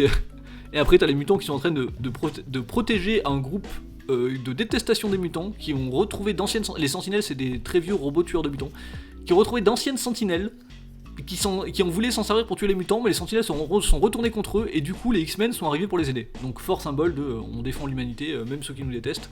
Et il y a un truc où Firestar a retrouvé la paix. Si, aujourd'hui c'est une mutante, c'est un symbole des mutants, peut-être qu'elle a eu des doutes par le passé, mais ça n'enlève en rien sa légitimité à défendre son mantra de mutant aujourd'hui. Et d'ailleurs à la fin, elle se fait carrément payer un coup par les Élions qui disent non mais...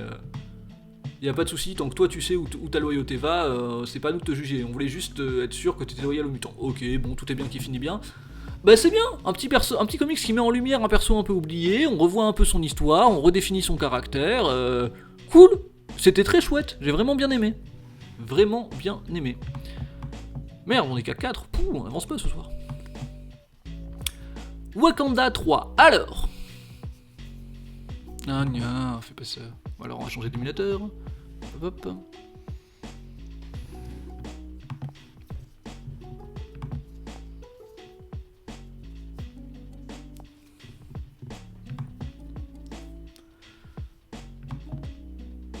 Wakanda 3, je vous laisse quelques secondes pour admirer la couverture et pour voir à quel point Killmonger est beau.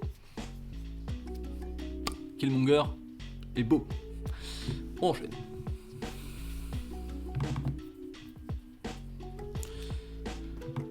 Nous sommes au pied d'une montagne où différents gens ont été envoyés par Ulysse Klaue pour aller chercher une herbe qui réside au sommet de cette montagne au cœur du Wakanda. Et tous ces gens sont des gens, parmi lesquels il y a Eric Killmonger, et sont des gens qui détestent tous la famille royale du Wakanda, et c'est l'histoire de eux qui gravissent la montagne. Ok, donc ils gravissent la montagne, à un moment donné, un mec tombe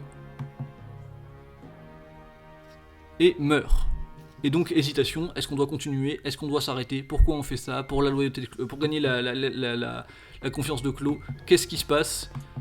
Et donc ils décident de continuer leur ascension parce qu'ils ne peuvent pas s'arrêter où ils en sont.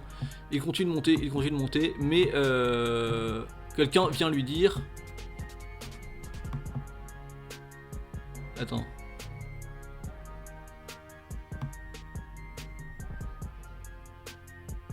Et il dit, je crois que quelqu'un l'a tué. Et fait quoi? Et après il fait, Klaue m'a donné une mission, moi je dois tuer telle personne du groupe. Il fait quoi? Mais attends, mais pourquoi il aurait fait ça? C'est ton pote? Il fait oui, mais je pense qu'il veut juste tester notre loyauté.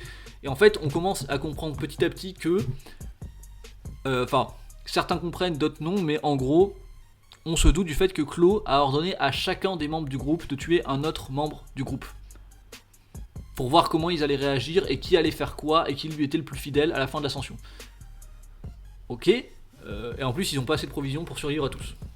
D'accord, donc voilà, ça c'est toute une question de micro-jeu d'alliance de tout ça. Et de mots qui se murmurent mais les autres peuvent les entendre, etc. Ils reprennent l'ascension.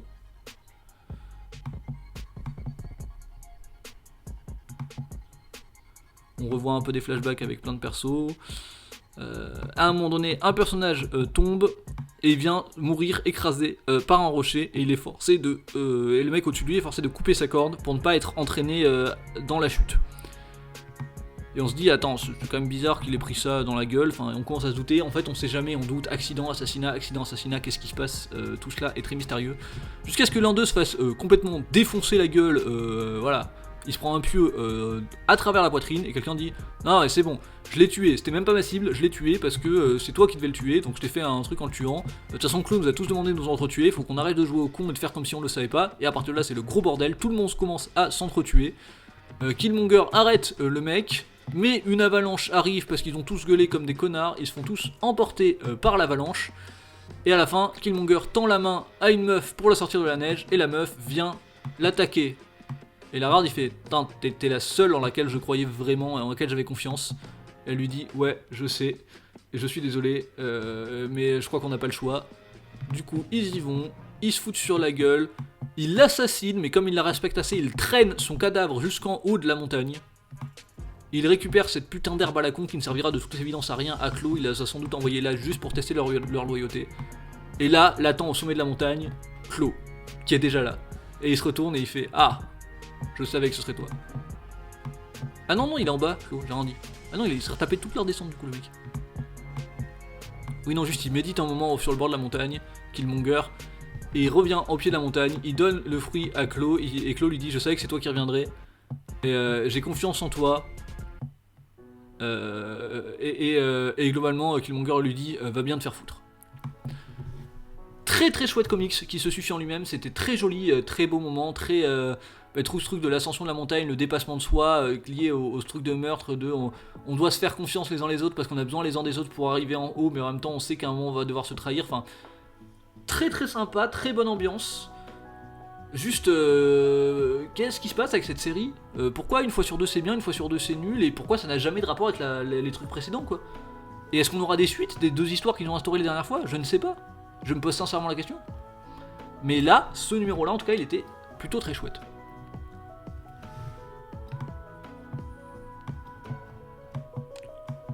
Un, 2, 3, 4, ouais, on va en faire 2, puis on fera une pause, puis on en refera 4. Namor Conquered Swords, je vais changer d'émulateur, je pense qu'il marchera mieux sur l'autre. Oui, en effet.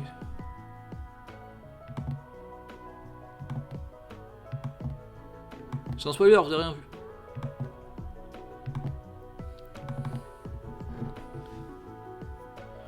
Peut-être qu'ils vont tout lier d'une manière chelou, c'est fort possible, mais faudrait le faire. Donc pour rappel, dans Namor The Super Inner Conquered Shores, dans le premier, on a appris que l'humanité était devenue complètement stérile.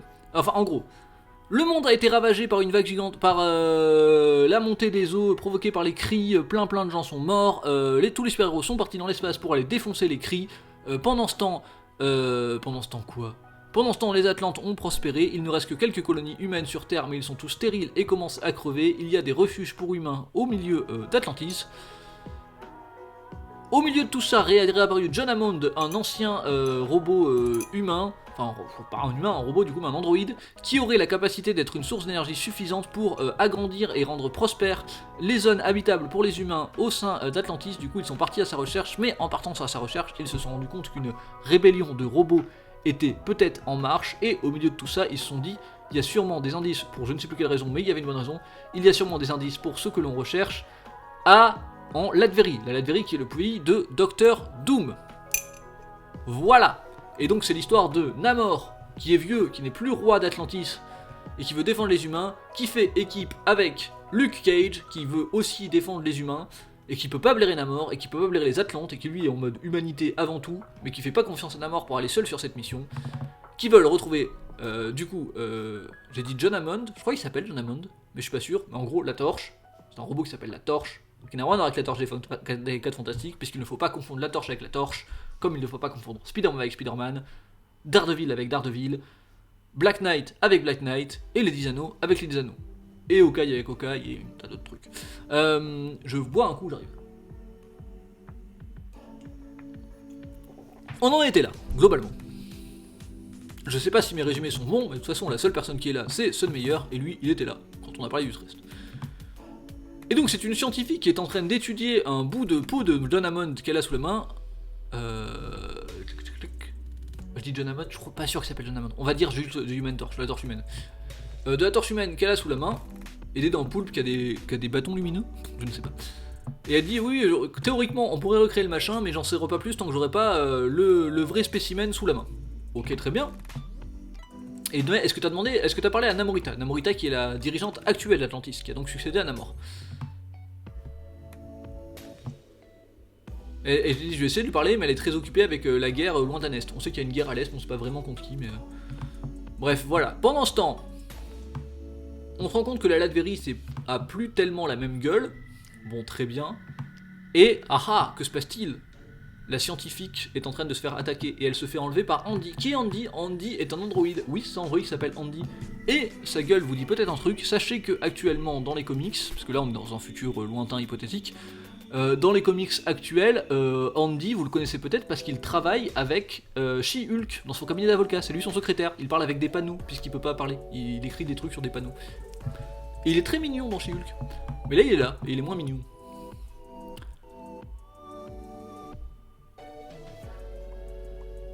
Et donc ils se disent, mais attends, et Doctor Doom il va pas nous défoncer? Non, Doctor Doom il est parti dans l'espace, il a pas tenté de conquérir le monde après que l'eau soit montée, en fait Doctor Doom il est parti dans l'espace avec les super-héros, et même avant que les super-héros partent dans l'espace, il a mis de côté sa rancœur et il a pu travailler avec Reed Richards pour protéger les humains de la montée des eaux. Et ça quand même c'est propre.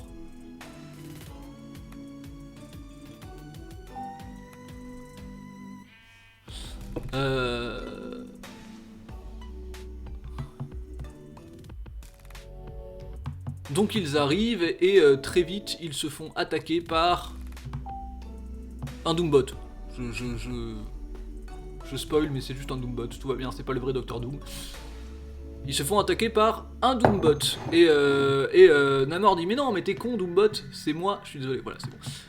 T'es con Doombot, c'est juste moi, je suis Namor. Il fait ah ok, mais vous êtes un allié de l'Adverie. Et l'autre et t'as Luke Cage qui regarde Namor, il fait t'es un allié de l'Adverie toi. Il fait je t'ai dit que toutes mes relations diplomatiques étaient complexes, ce qui est vrai. Hein, les relations diplomatiques de Namor sont très complexes.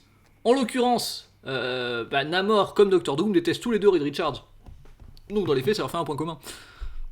Et ils sont tous les deux les dirigeants de nations puissantes, donc ils n'ont pas grand intérêt à se détester. Bref. Ils explorent l'ancienne Adverie, tombent sur plein de Doombots qui les identifient comme des alliés, ils trouvent ça chelou, mais ok. Pendant ce temps, la scientifique se fait capturer par Andy toujours, voilà, c'est tout, globalement. Et ils finissent par tomber sur un refuge d'humains. Et dans ces humains, chose marquante, il y a des enfants. Tiens donc, des enfants. Mais tous les humains de la planète étaient-ils pas stériles depuis des générations? Enfin, non, pas stériles depuis des générations, ça n'a aucun sens, mais depuis des décennies. Que se passe-t-il? Et là, attends, que se passe-t-il? Et qui se passe-t-il? Et surtout, qui les protège? Et là, il fait, c'est moi qui les protège, et c'est, alors... Egad, the Undead Monster of Lore. Je n'avais jamais entendu parler de ce personnage, je vais être tout à fait sincère. Mais globalement, c'était Frankenstein. C'est complètement Frankenstein. Ok, très bien. Qui explique, blabla, je les protège, et je protège des Atlantes. Et c'est moi qui contrôle les Doombots d'ailleurs. Et d'ailleurs, attaquez les intrus, parce que c'est des putains d'Atlantes. Parce que lui, il est persuadé que c'est des Atlantes qui sont des connards. Ok, chacun ses convictions, mec. Est-ce qu'on écoute un remix d'Undertale et qu'Undertale c'est de la folie? Les musiques, le jeu aussi, mais surtout les musiques. Pendant ce temps, Andy essaie de faire des trucs, mais il arrive à se faire contrer par la scientifique qui réussit à s'enfuir. Ok, très bien. Et qui appelle Namor pour lui dire on s'est fait attaquer par un robot. Et ton truc de rébellion de robot, c'est peut-être pas des conneries. Et Namor fait bah c'est génial, mais c'est pas le moment d'en parler. Voilà. Il continue à se faire attaquer par des Doombots. Et parce que vraiment, ce Undead là, il veut vraiment la mort de Namor. Et il dit tu meurs ici et maintenant. Les Atlantes vont détruire le monde. Et il fait mais pourquoi tu crois que c'est les Atlantes? Nous on les sauve les humains. On a mis... Oui, Edgar the Undead, c'est un nom particulier en effet. Nous on a mis des refuges et tout, on a essayé de les sauver. Et il fait oui, non mais attends. Doom a stocké un paquet d'armes ici, le genre d'armes que je voudrais pas voir tomber dans les mains des Atlantes. Mais arrête avec les Atlantes. Bref, voilà, il se défie, un bon moment Namor lui dit bah c'est pas grave, on se casse. Y a pas de souci, et puis je sais plus pourquoi, il s'énerve et il le frappe et il fait oh, t'aurais pas dû faire ça. Les deux se foutent sur la gueule, blabla. Et lui, il essaie de rattraper son copain le mort-vivant, et du coup, il va tomber de la falaise. Mais rassurez-vous, tout va bien, parce que ce petit enfant qui est tombé de la falaise, de manière non létale, il est pas mort en tombant dans l'eau, bonne nouvelle, va se faire sauver par Namor, qui va le ramener, ce qui va faire dire à The Undead, attendez, peut-être pas tant un connard, Namor. Et il fait, ok, Namor, toi, t'es peut-être pas un connard, mais les Atlantes, c'est des connards. Et lui fait, mais arrête, les Atlantes, c'est pas des connards. Il fait, ah ouais. Et comment t'expliques qu'ici, moi, j'ai des humains viables qui arrivent à se reproduire, alors que tous les humains sous la responsabilité des Atlantes sont en train de devenir stériles un par un. Et Namor, il fait quoi? Bah quoi, tu veux dire quoi? Que c'est les Atlantes qui sont en train de rendre volontairement les humains stériles? Et le mec fait, bah, c'est toi qui l'as dit. C'est toi qui l'as dit. Non, il fait, non, c'est pas possible. Il fait, ah ouais? C'est quoi tes relations en ce moment avec la royauté Atlante? Bah, je sais pas, c'est ma nièce. Ok, et donc? Et oui, et donc? Et ouais. c'est pas confirmé, mais il fait non, mais attendez, nous déjà on veut aider les humains, nous à la base on est pas pour parler de ça, s'il y a un truc à faire là-dessus, on essaiera de voir plus tard, nous on veut retrouver John Hammond, enfin la torche humaine. Ok, très bien. Mais là, il arrive et il fait ah bah super, justement, moi aussi je voulais vous parler, ravi de te voir mon vieil ami. Et là t'es en mode ah merde, le mec était censé mener une rébellion de robots pour détruire l'humanité, il arrive, il est super amical. En plus c'est vrai que c'est un vieil ami parce que je rappelle, ça encore, mais ils ont tous les deux fait partie des Invaders, la première équipe de super-héros du monde aux côtés de Captain America pendant la Seconde Guerre mondiale. Et là t'es en mode ah merde, mais attends, c'était censé être l'antagoniste, pourquoi il arrive et il est gentil, qu'est-ce qui se passe? Eh bien nous le saurons la semaine prochaine, enfin ou dans 2 semaines ou quoi, mais en tout cas c'était un numéro intéressant et cette espèce de retournement de situation sur si les connards c'était les Atlantes. Ah bah oui, si les connards c'était les Atlantes, oui ça changerait tout. Eh ben on va voir. J'ai bien aimé, très très chouette numéro. Nous en arrivons à Wolverine 2020 qu'on va voir sur cet émulateur là, a priori ça ira mieux ici. Oui.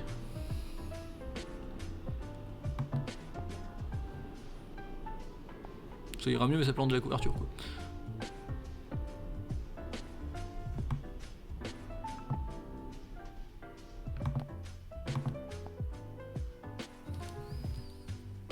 Bon déjà j'adore les dessins, voilà c'est très très joli. Et donc ça commence par Wolverine seul. Bonjour 4ème viewer, je sais pas si c'est le même depuis tout à l'heure qui fait des allers-retours ou si c'est un 4ème viewer différent à chaque fois. Dans tous les cas, sache que tu es toujours le bienvenu sur ce stream. Tu peux parler si tu en as envie, tu peux te taire si tu en as envie, tu es parfaitement libre. Ici on fait de la review de comics. Donc, situation actuelle, oui, Wolverine, ah oui j'ai pas refait la situation actuelle. Actuellement Wolverine s'est fait... Actuellement, Wolverine s'est fait capturer par The Beast et il s'est fait ressusciter sans avoir la totale contrôle de ses capacités cognitives et il a complètement oublié tout son passé, voilà, il n'a pas ses souvenirs, il a complètement oublié tout son passé et tous ses codes de morale et tout, et il est enfermé dans une pièce au sein de Krakoa jusqu'à ce qu'on le libère pour qu'il tue des gens, et après on le réenferme, et ainsi de suite. C'est pas une bonne nouvelle, il fait... Et donc on comprend que même il est en train de perdre la notion de langage parce que quand il parle, il dit I wait in the dark is bad, but I am bad, so we wait together. Voilà, donc voilà, c'est il a le niveau d'un enfant quoi. Quand la lumière arrive, il vient, et quand c'est la lumière, il veut que je fasse des choses. Il veut que je mange, et il veut que je tue. Et je suis fort pour tuer. Voilà, bon. Et donc c'est des images très dures de la captivité de Wolverine qui est voilà, de moins en moins humain, de moins en moins vêtu, et qui finit d'ailleurs complètement à poil, qui a d'ailleurs ce collier qui le contrôle comme un chien. Voilà, donc The Beast est une sale race en ce moment, très clairement. Et donc il l'amène pour commettre un assassinat, très bien. Et il dit bah lui c'est un anti-mutant, vas-y, tu le tues. Et il fait ouais, sans ce linge et tu vas à sa poursuite une fois que j'ai activé les alarmes. Sauf que Wolverine est parti à sa poursuite à sa poursuite. Il est pas parti à une fois que j'aurai désactivé les alarmes. Ce qui fait qu'effectivement il va rentrer dans la maison et tuer tout le monde. Ah ça j'aime bien ce truc là de... Regardez, il se lève parce qu'il a entendu un bruit. Il prend son flingue, il colle l'oreille contre la porte et JAM! Aouh, ça fait mal. Ça fait très très très mal. Oui, violence graphique Wolverine, j'ai oublié de le préciser, violence graphique.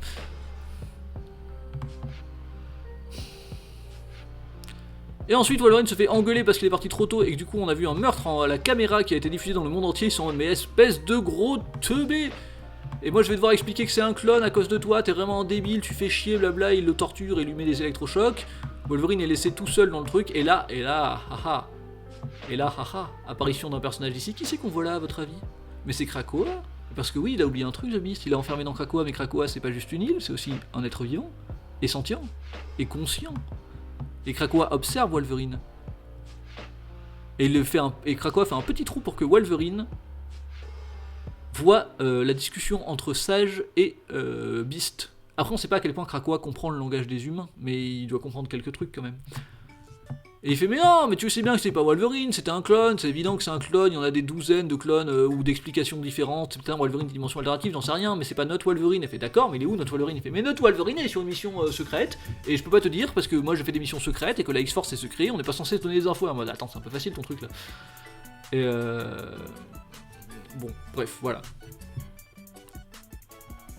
Wolverine de son côté fait les 100 pas dans son truc, il commence à taper les murs.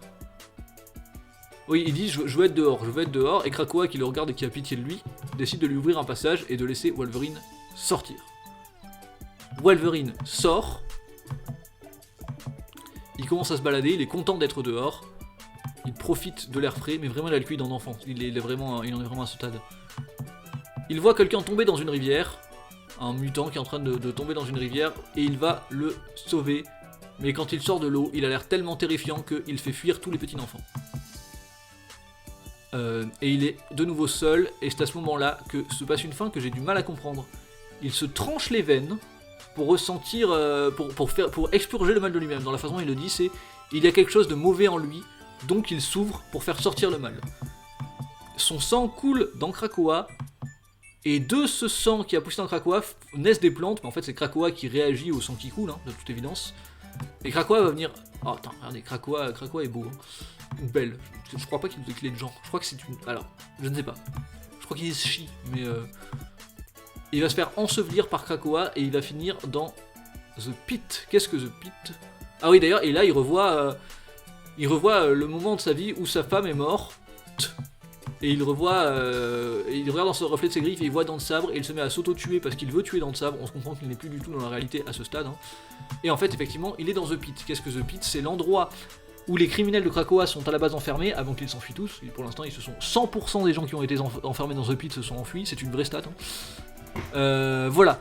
Et donc, il est nourri et alimenté par Krakoa et il est condamné à revivre en boucle ses pires cauchemars. La question que je me pose, c'est pourquoi Krakoa fait ça? Théorie, c'est la façon de Krakoa décider de rendre à Wolverine sa mémoire et de le faire redevenir qui il est vraiment. Je pense que c'est ça. Parce que c'est super chelou que Krakoa ait envie de punir Wolverine. Ça m'étonnerait vraiment, pour le coup. À voir. Affaire à suivre. Mais très chouette comics. Très très chouette comics. Là je lui ai pas rendu hommage, mais la façon dont c'est écrit c'est très très joli. Bah, le fait que pendant tout le truc il y a les dialogues où il parle vraiment comme avec la grammaire d'un enfant, c'est très très chouette. Voilà. On va faire une petite pause et on se retrouve après la pause pour Strange, Gold Goblin, Mary Jane and Black Cat et Cyber... Non. Et c'est tout en fait, il n'y en aura plus que 3. Hein. J'ai dit de la merde, il n'y en aura plus que 3 après la pause. On a fait 7 déjà 1, 2, 3, 4, 5, 6, 7. Oui tout à fait, il n'y en a plus que 3 après la pause. Et ben on fait une courte pause et on se retrouve après la pause. A tout de suite. Nous reprenons avec Strange 2022, issue 9. Allons-y.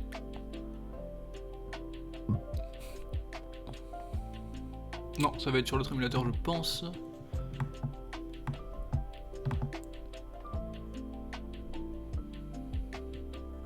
Vous avez rien vu? Vous n'avez rien vu? Vous n'avez rien vu. On n'a rien vu. Arrêtez de faire semblant de voir les trucs. Non, toi maintenant. Non, allez. Je vous laisse la couverture qui est toujours appréciable. Toujours appréciable de s'attarder un peu sur les couvertures. Voilà, bon. Strange et Cléa, très bien.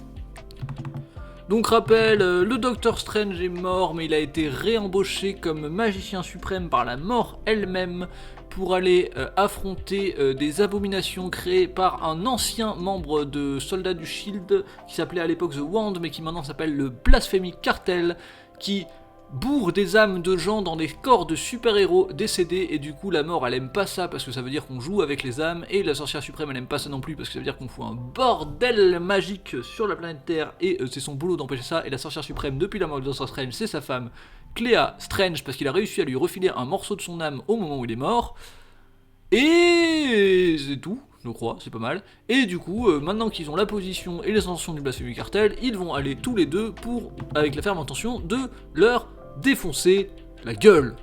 Voilà. Et d'ailleurs ils arrivent, et ils ont le style, mon dieu, c'est la classe, c'est la grande classe. Il faut le dire. Voilà, il y a un truc sur on s'aime mais on peut pas se toucher parce que lui il est l'avatar de la vie et moi je suis l'avatar de la vie et lui il est l'avatar de la mort, alors si on se touche c'est hyper dangereux, blablabla. Ok, notre amour est impossible, c'est un peu mignon. Ils vont attaquer le château volant vert qui s'appelle la Cité d'Emeraude. Voilà, c'est cool. Ils arrivent, ils cassent tout. ça va être beaucoup de trucs que je dis aujourd'hui. Globalement, ils arrivent et ils cassent tout. Hein. Eux, ils sont là, ah, mais qu'est-ce qu'on fait, qu'est-ce qu'on fait? Et l'autre, il dit, bah, révélez notre plan secret, sortez notre plus grosse arme. Ils font. Il a une faux. Alors, non, Doctor Strange n'a pas de faux. The Harvest Man a une faux. The Harvest Man, c'est Stephen Strange en tant que sorcier suprême de la mort. Donc, oui, quand il est le sorcier suprême de la mort, il a une faux. Et c'est cool. Et donc, le méchant que j'aime beaucoup, qui a complètement supprimé. Ça, c'est le signe logique du néant. Hein, qui a complètement tellement supprimé son existence qu'il n'apparaît même pas sur la page. Je trouve ça absolument génial. C'était un trou dans l'univers en fait, le mec. C'est un trou dans. Il y a rien. Alors, il a tellement supprimé son existence qu'à l'endroit où il devrait être, il n'y a plus rien. Et envoyez notre plan suprême, il fait, notre plan suprême n'est pas prêt. Ah ouais, bah dis ça au sorcier suprême, et dis ça au Harvestman. Ok, bon ben on y va. Ils y vont, ils commencent à défoncer du monstre, parce qu'apparemment maintenant les méchants du monstre. Après ils sont en mode, oh mon dieu, mais je pensais t'avoir perdu à jamais. Mais je voudrais t'embrasser, mais on ne peut pas. Bon, ça va, on a compris, vous voudrez t'embrasser, mais vous voulez pas. Et là il fait, ah, j'envoie l'artillerie lourde. T'as pas d'artillerie lourde? Si, j'ai l'artillerie lourde. Et là il envoie, bim, des anciens super-héros décédés possédés par des esprits. Quand je vous disais qu'il y en avait plein, enfin qu'il y en avait quelques-uns. Mais là ils en envoient 4 d'un coup. Déjà ils avaient du mal à galérer à le faire contre 1 avant. Là ils sont 4. Bon. Qui sont ces super-héros?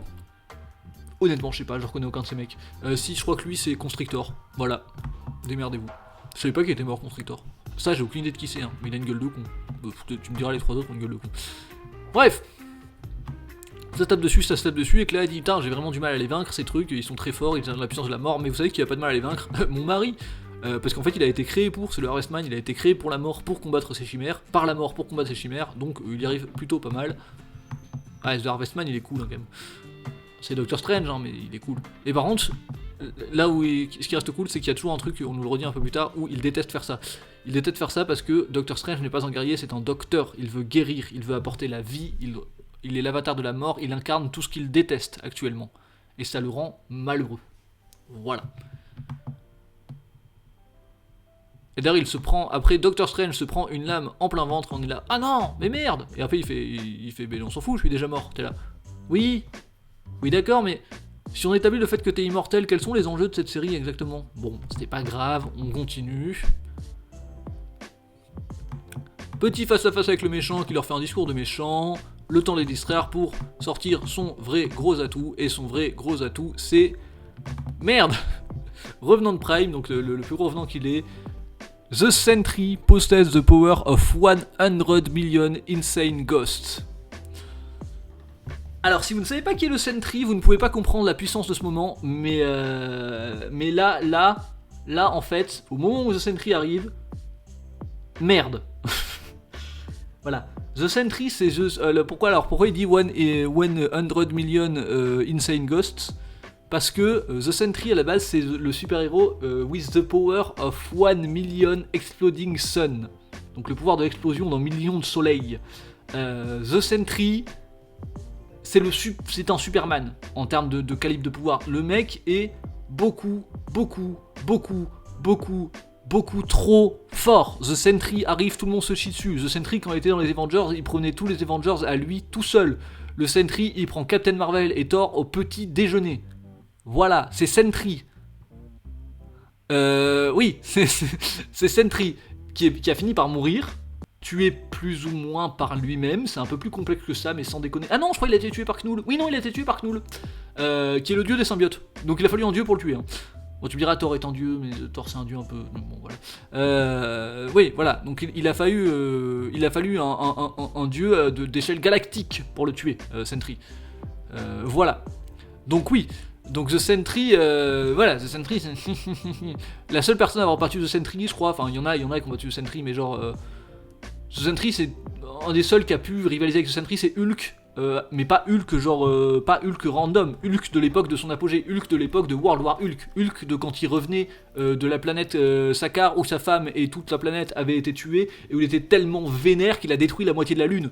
Voilà, The Sentry, il a tenu tête à ça. C'est le seul qui a pu rivaliser avec Hulk à cette époque, plus ou moins. Donc voilà, The Sentry, il déconne vraiment pas. Et là, ils ont mis 100 millions d'âmes à l'intérieur du corps de The Sentry.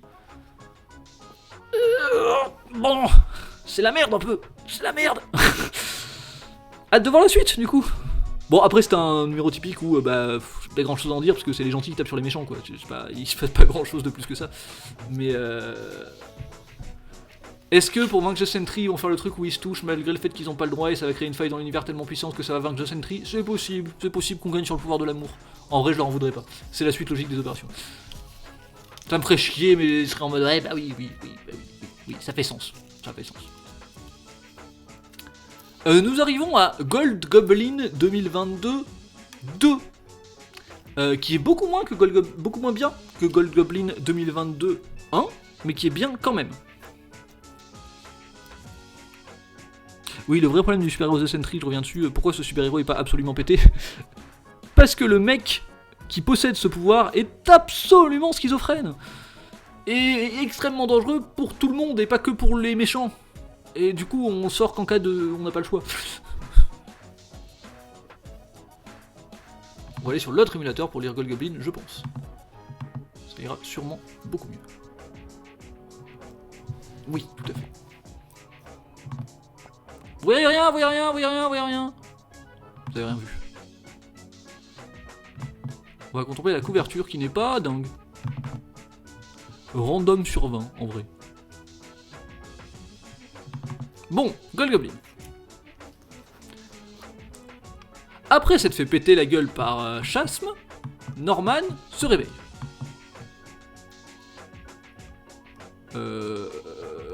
Alors oui, Norman Osborn a retrouvé toute sa santé mentale, il s'est fait purger tous ses péchés magiquement par un méchant qui s'appelle The Sin Eater. Et du coup c'est redevenu un mec bien, mais il est hanté par les spectres de son passé, et afin de racheter ses erreurs, il s'est refabriqué, et aussi pour sauver Spider-Man, à la base pour sauver Spider-Man, et après il s'est dit mais je peux en profiter pour racheter mes erreurs, il s'est fabriqué sa propre tenue, et il porte un costume, et les gens l'ont surnommé The Gold Goblin, bien que lui déteste le fait qu'il y ait Goblin dans son nom, parce qu'il ne veut plus de cela, mais il n'a pas tellement le choix. Et donc, il s'est, aux dernières nouvelles, fait péter la gueule par Chasm, qui est Ben Reilly, le clone de Peter Parker, qui est revenu pour tuer Peter Parker, et qui a certains des souvenirs de Peter, mais pas tous, et qui se souvient de toutes les souffrances de Peter, et qu'il sait qu'il en veut énormément à Norman Osborn, même s'il ne sait pas pourquoi, et qui lui a donc défoncé la mouille. Et donc, il se réveille devant Spider-Man,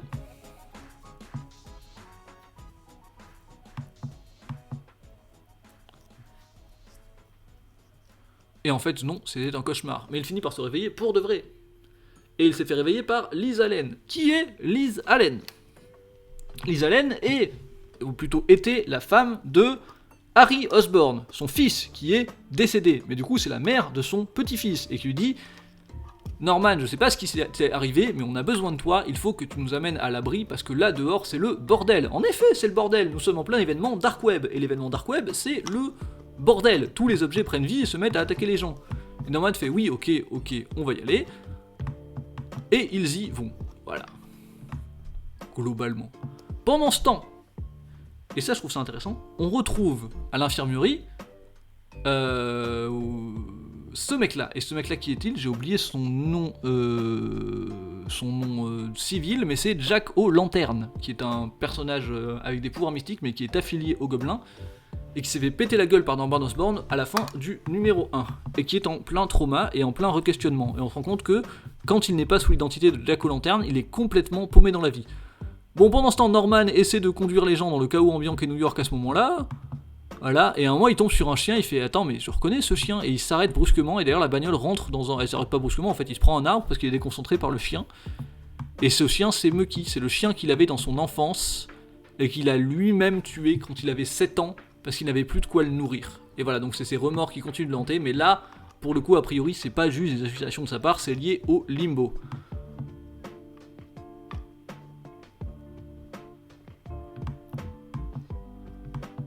Après, on se rend compte que Jack O'Lantern s'est enfui de sa chambre d'hôpital, malgré le fait qu'il soit en pleine confusion. Pendant ce temps, Norman Osborn est allé réfugier ses enfants dans un... je sais plus quel bâtiment, mais un bâtiment sécurisé, où il retrouve une amie à eux, qui est le Dr Kafka, qui est une psychologue spécialisée pour les super vilains.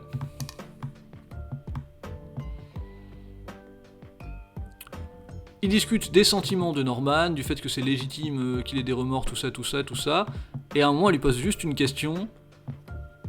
Norman, did you ever wonder what happens to your sins? Donc, est-ce que tu t'es déjà demandé ce qui est arrivé à tes péchés? Le Sin Eater t'a purgé de tous tes péchés, mais est-ce que tu t'es demandé ce qu'il aurait arrivé? Et il fait, non, j'ai jamais... Et elle fait, bien sûr tu t'es jamais demandé, mais t'aurais vraiment dû. Et là, elle révèle que c'est elle, The Queen Goblin, qui manipule depuis le début pour que Norman Osborn retrouve ses péchés. Et là, j'ai un truc où je fais, attends. Est-ce que le Dr Kafka est devenu The Queen Goblin, qui est un personnage qui existait déjà, mais qui a du coup changé d'identité civile, ça arrive tout le temps, c'est pas grave. Que l'identité civile et l'identité secrète se mélangent tout le temps. Spider-Man, c'est à la fois Miles Morales et Peter Parker, c'est pas grave, on s'en fout. Donc The Queen Goblin, maintenant, c'est elle. Ça, d'accord. Mais, est-ce qu'elle est devenue... Oh, Kingdom Hearts. Pardon. J'ai vibé par rapport à ce que j'avais dans nos oreilles. Oui, non, qu'est-ce qui se passe? Parce que, attends, est-ce que c'est le fait qu'elle ait hérité des péchés de Norman Osborn qui l'a fait devenir The Queen Goblin? C'est ce qu'ils ont l'air de dire. Et ce à quoi je réponds... Bullshit. Parce que ça n'a jamais été dit que quand le Sin Eater purgeait quelqu'un de ses péchés, il les redonnait à quelqu'un d'autre. Parce que il a purgé des dizaines et des dizaines de gens de leurs péchés, et dont au moins une dizaine de super criminels. Alors c'est quoi l'explication? Genre, à chaque fois c'était parti sur quelqu'un d'autre? Faudrait nous le dire, c'est important, c'est grave là ce que vous nous racontez. Parce que là ça a de beaucoup plus... Enfin, ça c'est la plus grosse conséquence on va dire, parce que c'est le personnage le plus emblématique à avoir été purgé, mais genre... Fallait le dire avant que ça marchait comme ça. C'est pas du tout une règle du jeu qui avait été instaurée, ça. Donc voilà, d'un point de vue très pragmatique, je suis en mode, attendez, ça peut pas marcher comme ça. Et après, j'ai envie de vous dire, je dis toujours que les comics c'est une affaire de symboles. Si on prend ça d'un point de vue symbolique ou métaphorique, comme vous voulez le dire, bon ben c'est Norman Osborn qui combat ses anciens péchés. Oui, ça fait sens que sa rédemption ne soit pas gratuite et qu'ils doivent subir les conséquences des actes qu'ils ont fait toutes ces années. Et les conséquences se matérialisent sous l'apparence d'un gobelin, parce qu'il était lui-même un gobelin. De ce point de vue-là, ça fait sens aussi, tu vois, donc... Non, je suis très mitigé. D'un point de vue très concret, j'ai pas envie d'y croire. D'un point de vue symbolique, je suis là, bah oui, ça fait parfaitement sens. Parce que, bah, il doit outrepasser et non seulement affronter, mais se montrer plus fort que tout le mal qu'il a été. Donc, je suis mitigé.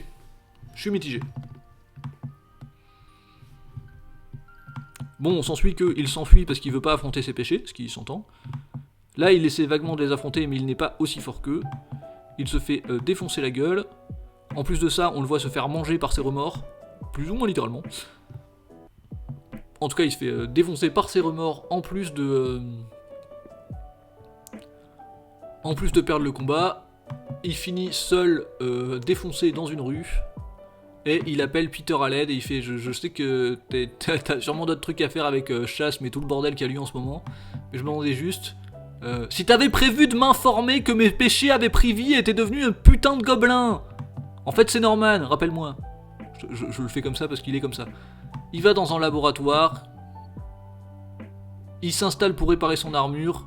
Et là il voit le fantôme de Gwen Stacy qui lui parle. Parce que son plus grand regret c'est toujours la mort de Gwen Stacy. Et lui, tu penses que ça t'aidera à te sentir mieux? Il te fait quoi? Que tuer quelqu'un, ça t'a toujours aidé? Il fait non, c'est pas ce que je vais faire, c'est pas ce que je veux faire. Et je veux. Et il fait tu es humain? Et il fait oui, je suis humain et l'humain crée. Oui, elle n'est que ce que j'ai créé. Et il fait mais tu es humain? Oui, mais les humains créent les humains. Et ça arrive tout le temps, Gwen. Et il fait oui, mais toi, elle est seulement ce qu'il te manque, ce qu'il manque à l'intérieur de toi. Et après il l'engueule en disant leave me alone. Mais ça c'est clairement une hallucination à lui. Hein. J'ai pas l'impression qu'elle soit là au limbo, ça là. Quoique, il y a le chien avec. Donc est-ce que c'est le limbo qui joue des tours à son esprit ou est-ce que c'est juste lui qui devient fou? À vous de voir. Je vous laisse juger. Après, il est seul et triste, et pendant ce temps, Jack O'Lantern a retrouvé son costume. Et il dit, et Jack O'Lantern affirme sa ferme intention d'aller combattre The Queen Goblin. Affaire à suivre. Pas inintéressant, pas aussi intéressant que le premier, mais le premier était une masterclass réelle. Le premier numéro de Gold Goblin c'était tellement bien. Là, ça s'intègre mal. Déjà, ça s'intègre mal à l'événement Dark Web, faut dire ce qui est. Pourquoi en faire un tie-in si t'as pas d'intention de raconter des trucs dans Dark Web? Et ensuite, bah ouais, le coup de ses péchés qui se matérialise pour redevenir Queen Goblin. Ce que j'ai dit, d'un point de vue symbolique c'est intéressant, d'un point de vue concret ça fait pas de sens en fait. Enfin après c'est de la magie bullshit, si on réfléchit trop rien ne fait de sens, hein, j'en ai parfaitement conscience, mais ce que je veux dire c'est que on instaure une règle qu'on n'avait pas mis au préalable et que les règles il faut les expliquer sinon ça ne marche pas. Voilà, donc mitigé.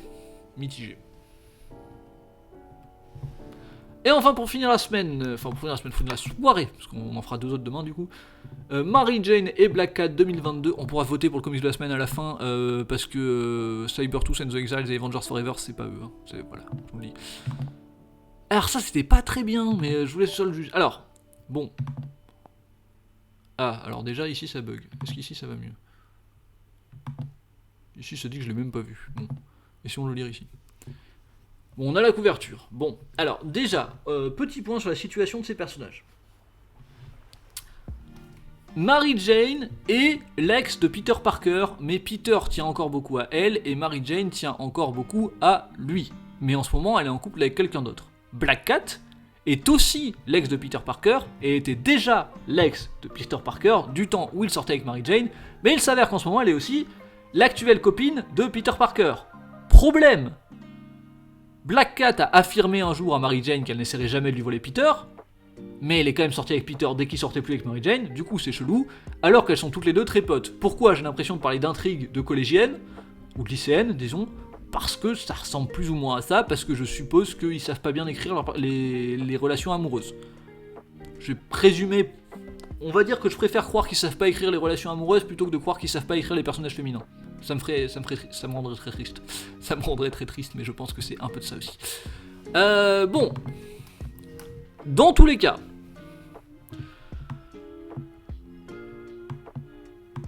C'est le bordel parce que c'est Dark Web et que parce qu'elle se fait poursuivre par des Daily Bugle qui veulent la manger. Or, le Daily Bugle, c'est déjà un journal de merde, je rappelle ce truc est écrit par J. Jonah Jameson, mais si en plus ça veut te manger, c'est encore moins bien. Et Black Cat, elle se dit, ma mission à moi, c'est d'aller protéger Mary Jane, parce que c'est ma pote, parce que si elle mourait dans tout ce bordel, Peter s'en remettrait jamais, même si c'est mon amant à moi, je sais qu'elle tient énormément à elle, et que elle n'a pas de pouvoir pour se défendre, donc je vais la trouver, et voilà. Sauf que, elle trouve Mary Jane, et Mary Jane est en train de combattre des méchants avec ses super pouvoirs. Les super pouvoirs de Mary Jane Watson? Quoi? Better be a good explanation. Voilà. Bon, les super pouvoirs d'être très bien, et du coup elle défonce des monstres avec les super pouvoirs de Mary Jane Watson. Bon. Et là elle voit Black Cat et elle lui dit non mais t'as rien vu toi. Et elle fait bah si là j'ai vu. Si, en vrai vu. Et ils étaient où tous ces pouvoirs la dernière fois que je t'ai sauvé le cul et qu'on avait besoin. Bon, ils ont pas le temps de continuer parce qu'elle est en train de se faire manger par un château d'eau. C'est le bordel hein, cet événement. Elle va pour la sauver, mais sauf que Mary Jane... Ah oui, elle lance un appel à Iron Man. En disant Iron Man, j'ai besoin de toi. Elle fait non mais là je suis un peu occupé si tu veux, c'est complètement la merde. Elle fait oui parce que rappelle, ils sont Black Cat et Iron Man sont plus ou moins proches, en tout cas liés depuis les événements de Iron Cat dont on avait parlé ici. Je sais pas si vous en souvenez. On avait vu viteuf Iron Cat. C'était au tout début des reviews.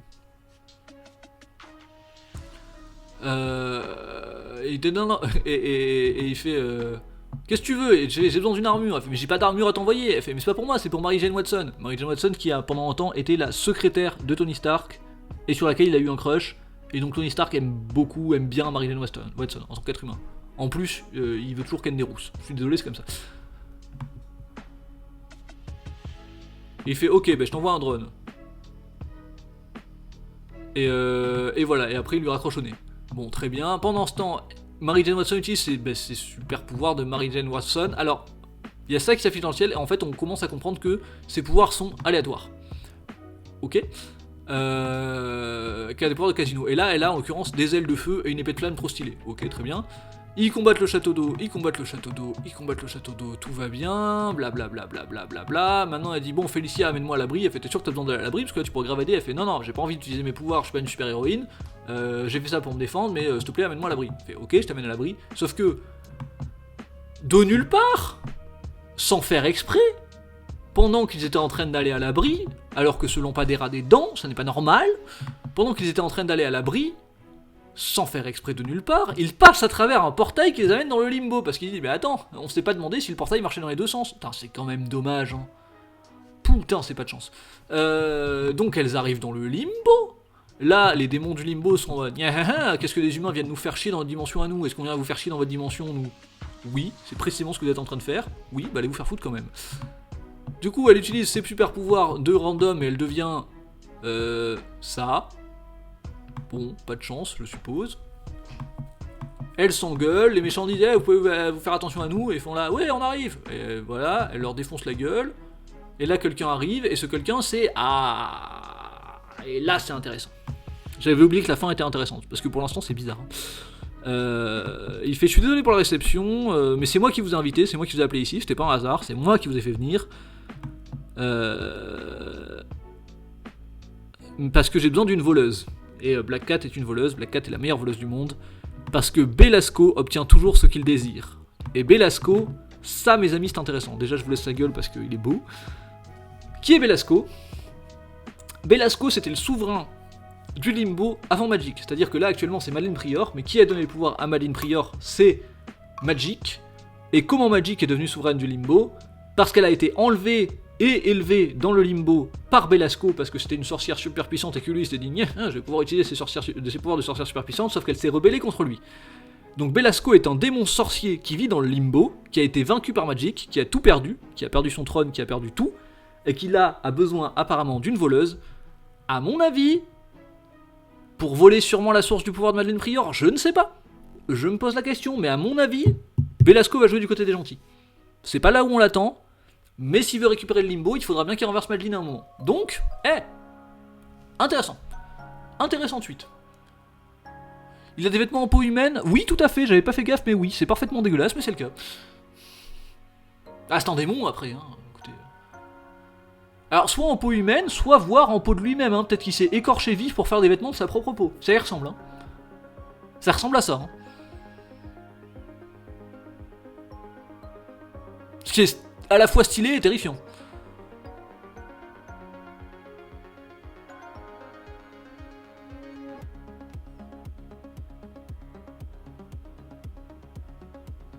Et voilà, et donc c'est la fin de ce comics et c'est la fin de la review de ce soir qui a duré 2 heures. On est dans les corps, 2 heures c'est bien, tu as 10 comics 2 heures, c'est bien.